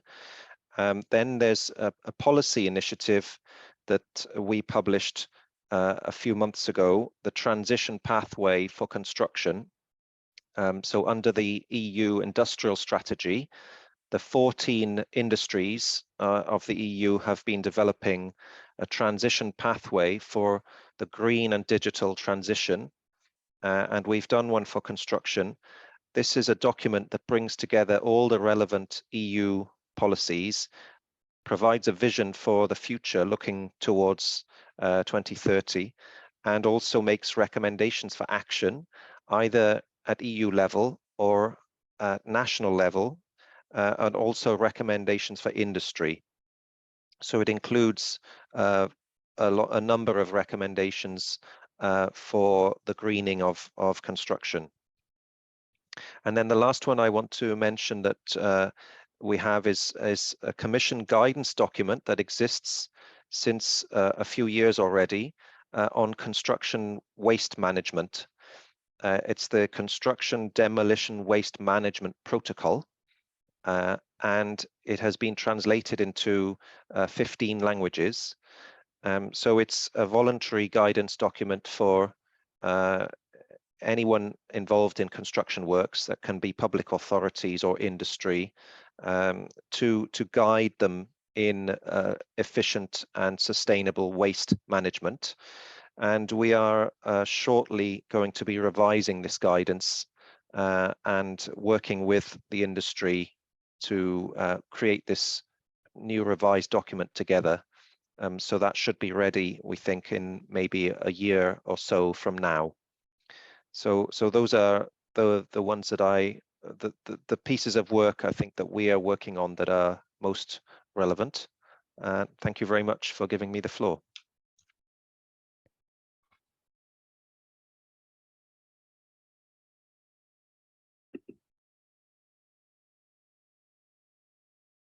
Дякую, дякую щиро, дякую, пане Філіпе. Philippa, thank you very much, so sincerely, for your participation. At that, I would like to pass the floor to Yanis, the European Commission, GD, General Directorate for Neighborhood. Yanis, can you hear us? Yes, I hear you very well. Do you hear me?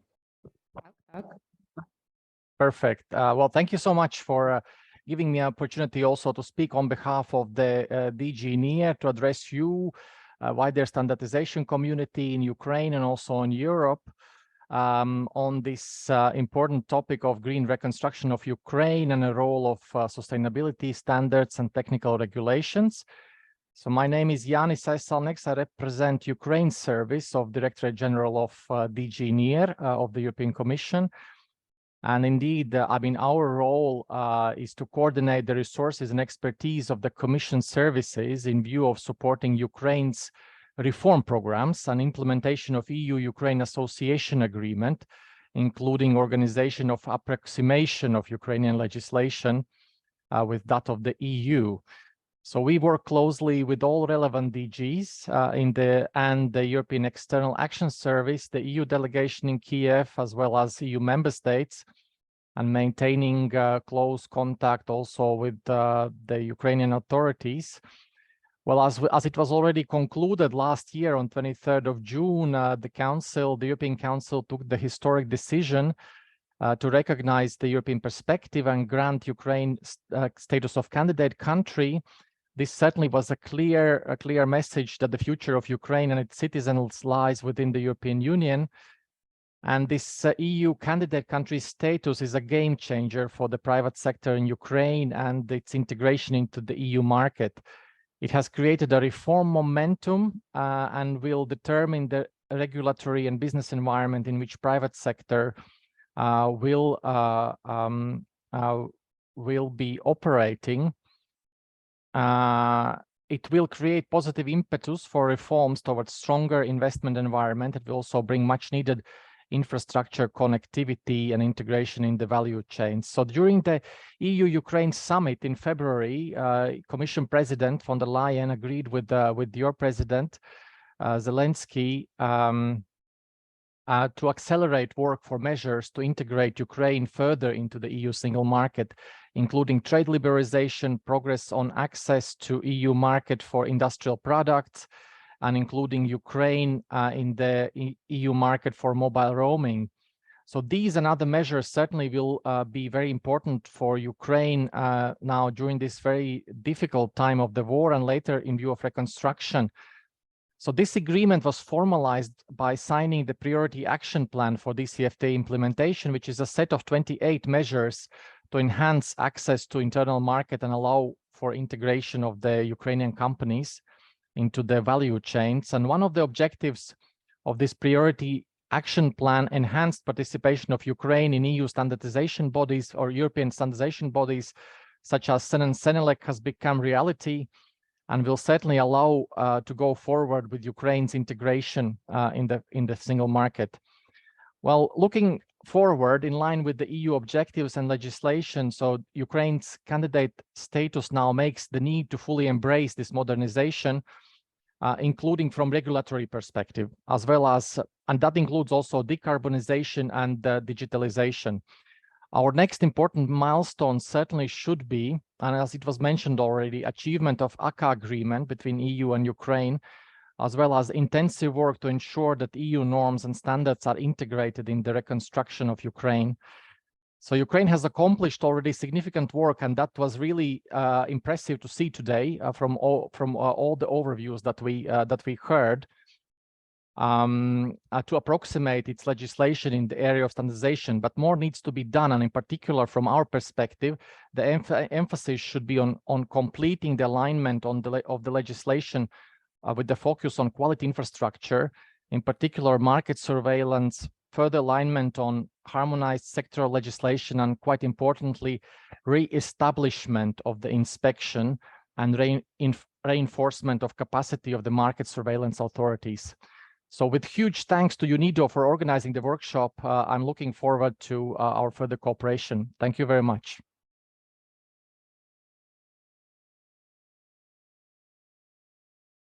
Дякую, пане Яніс. Дякую за чудові побажання, підтримку України. Thank you, Yanis. Thank you for your excellent comments and your trust in Ukraine, your good wishes. I would like to pass the floor next to, like, just a second, to Ms. Oksana Shelest, who is head of circular economy of the UN. Ms. Oksana, are you with us?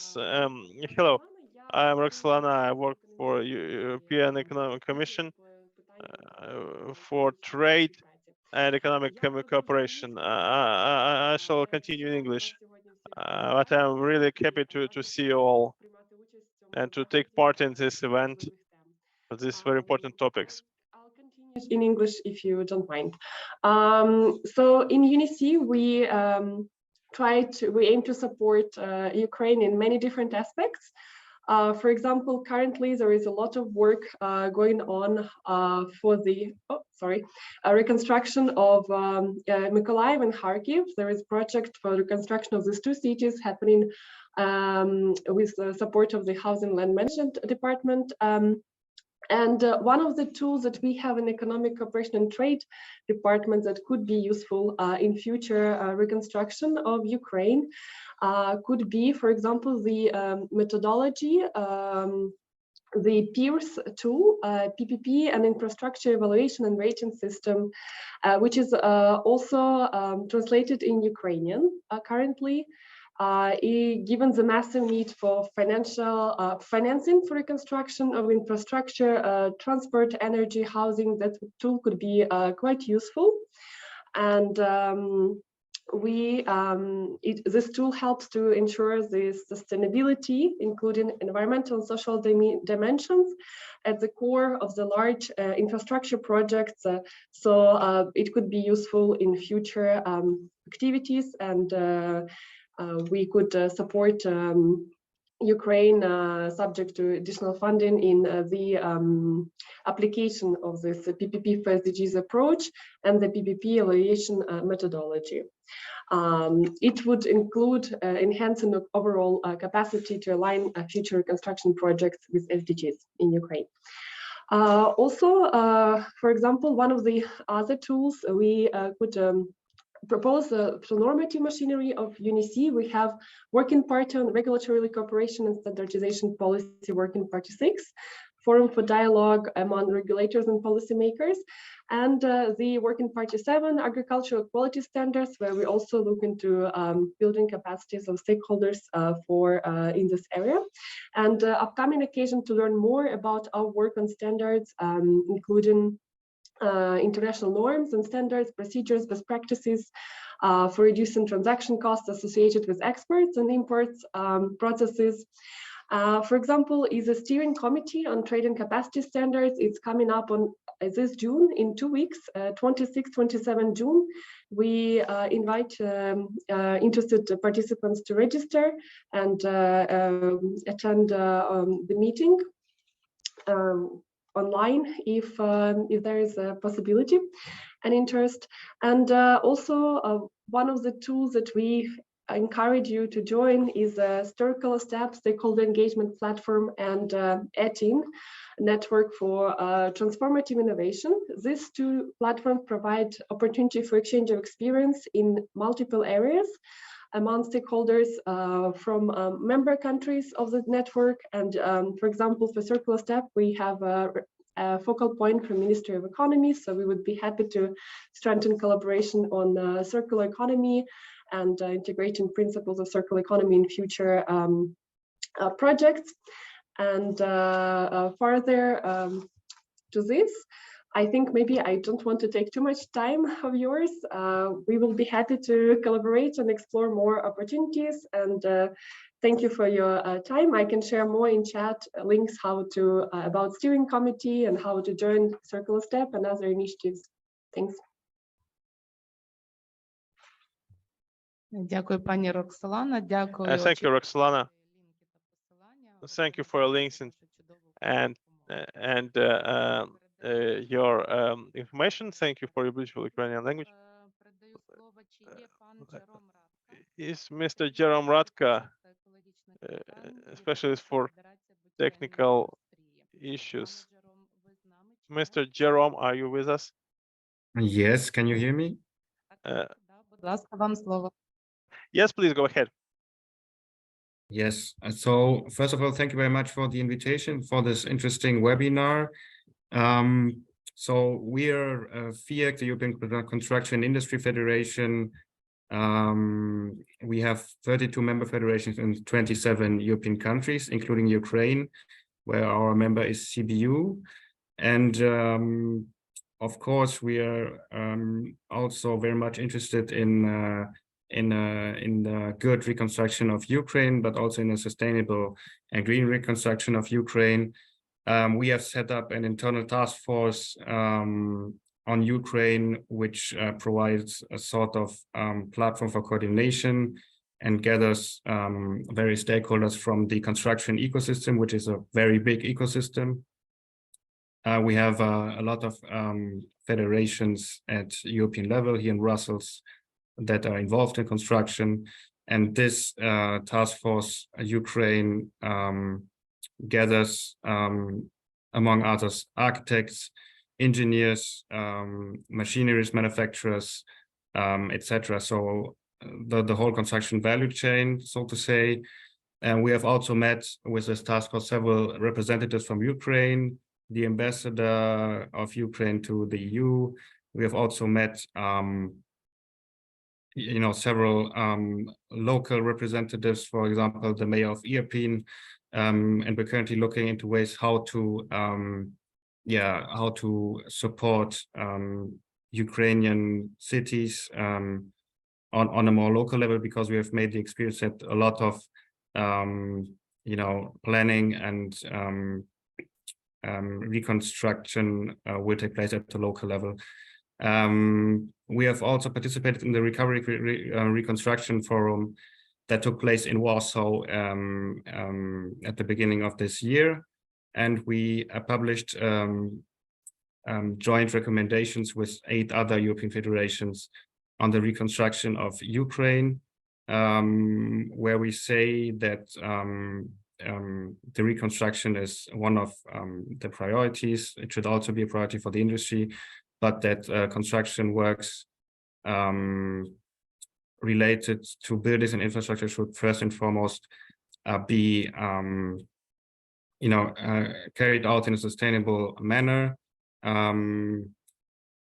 We also think that especially when we look at the project preparation phase or at the design phase, the carbon footprint of infrastructure assets should be a priority, and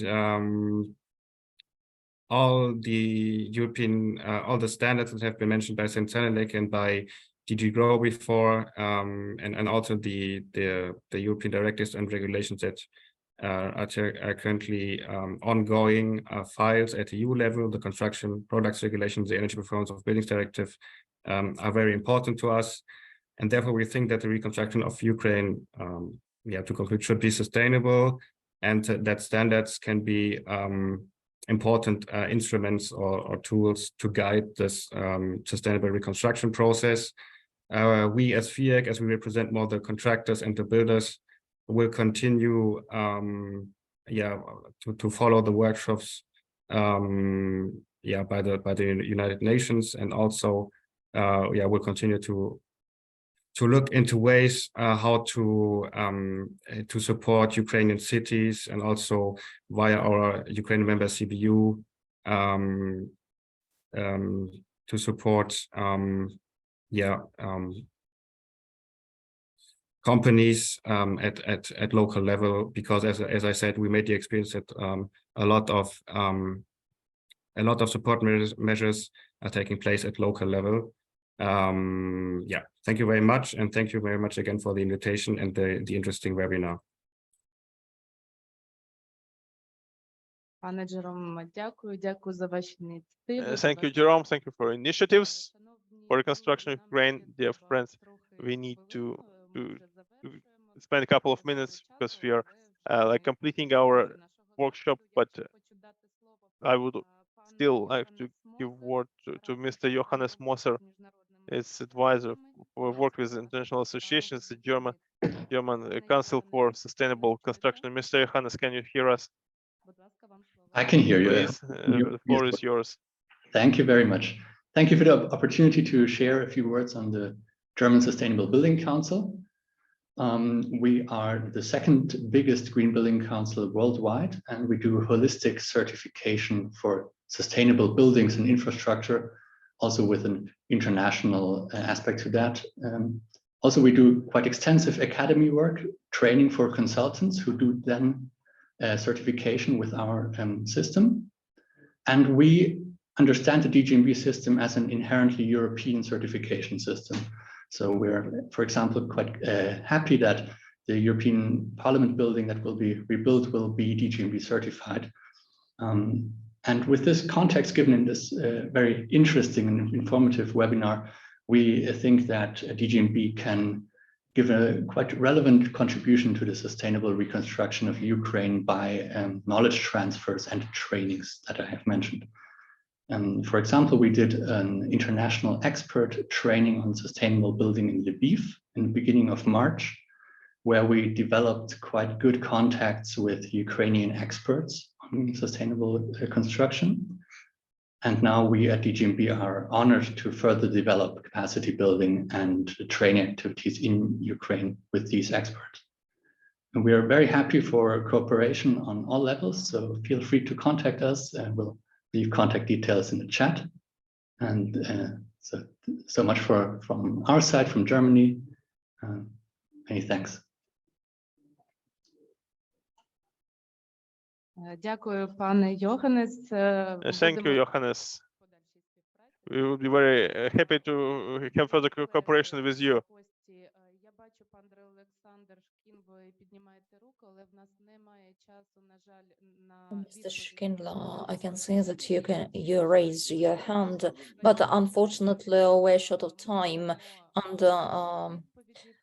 if you got a question, we will respond in writing. At the moment, we again to have a couple of final touches. Mr. Stefan Kaza, you're most welcome to give the final word to everyone. Welcome. Many thanks. I don't mind to give 2 minutes of mine to Mr. Schkim to make his short intervention. He raised his hand, so I don't mind giving him the floor quickly, and then I can conclude myself. Thanks. Добре. Добре. Пане Олександре, будь ласка. Дуже дякую за Right. Thank you very much for a possibility to join such a highly respectful community. I represent the Ukrainian TV channel, Ukraine, and we trace how fast the most recent developments in this field evolve. And of course, the standardization, I would like to say that we work with all the international donors, UNICEF, the Red Cross, and the international community as such. In green reconstruction, I would like to state that all the stakeholders should raise their awareness in this respect. And on the chat bar, I should say that I posed a question on raising knowledge on how to determine water quality and water content generally in our developments. Unfortunately, I didn't get any answer so far. We do lack some understanding in this respect and the proper regulations underpinning our effort. For the water supply, electricity, efficiency, and drainage, if you could join us in this effort, we will be very grateful. Thank you. Our contacts are attached. Thank you, Alex. We will comment on your question, the first question, I mean, after we're over. Stefan, you're welcome. Many thanks. I'm not aiming at summarizing. I think it's very difficult to summarize these very rich presentations, the information that the colleagues have provided afterwards in the discussions.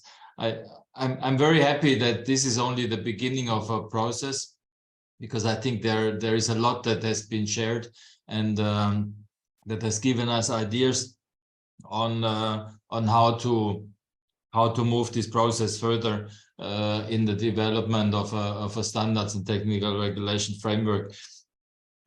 We have seen that there is a paradigm shift in the world, and I think all of you have insisted on this, that we need to include topics like circular economy, decarbonization of the industry, and in a wider sense climate action, that we have to include these topics in our normative and regulatory work, and in particular in the framework of the green reconstruction of Ukraine. I think initiatives like the London Declaration that Tom has presented give us a good sense of where the international community stands in terms of support to businesses and governments in this race to net zero. And I think we all agree that we want to bring these efforts also to Ukraine. I think Ukraine can use this disruptive times that they are facing now as a springboard for a greener and more resilient future, and sustainability translated into technical regulations can play a very catalytic role for this. We see that standards provide a common language and a codified framework for stakeholders. We think that today the time is ripe for the development of a Ukrainian national guiding framework for standards and technical regulations that effectively will support green reconstruction and translate sustainability principles into national standards and binding technical regulations for the reconstruction of the country. In a way, in these times of war, we think that this is a bit far-fetching as thinking about standards and technical regulations, but I think it's never too early to set the foundations right and make sure that the reconstruction has as small as possible carbon footprint and sees improved resilience with the impact of climate change. international partners like the European Investment Bank, or like the colleagues from the various DGs have mentioned before, have already added climate conditions and have already added climate-related green specifications to their frameworks. And I think we, if we look at Ukraine's ambition to become a member of the EU, we see how relevant it is to work on this alignment as soon as we can. We have also seen that not only UNIDO, but all of you as partners are ready to support this endeavor and put your expertise at the service of a green reconstruction of the country. This discussion today is only the start. I'm sure of a journey that we can have together over the next coming months.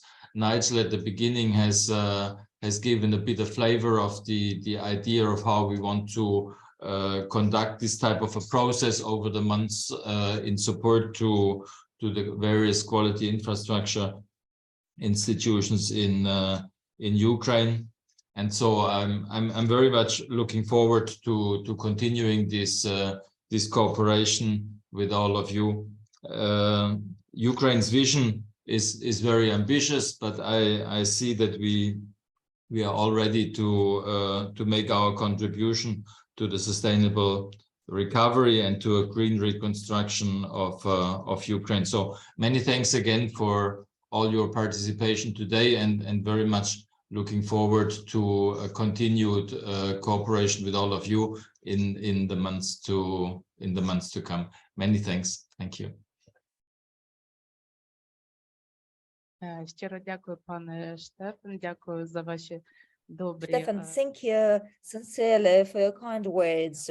Dear participants, the workshop today has come to its end. It's just the beginning of a number of upcoming meetings. And we have planned a number of other meetings online, and quite soon you will be informed of upcoming meetings and webinars. And I would like to thank sincerely to all the participants who were with us. I would like to extend my sincere gratitude to our European colleagues who have found time to share the experience, vision, their thoughts with us. And I would like to thank everyone who trusts in the green reconstruction of Ukraine, where we will build a powerful state of Ukraine. Now we're going to do a family picture. Please turn on your cameras for us to see who were with us. So a couple of minutes of your time, please. We want to see you all. Philip, please turn on your camera. Alexander Pankov, you can hear us well. Please turn on your camera. Family picture.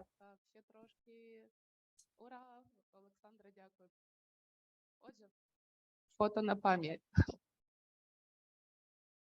Посміхаємось. Слава Україні! Героям слава! Glory to Ukraine. Glory to heroes.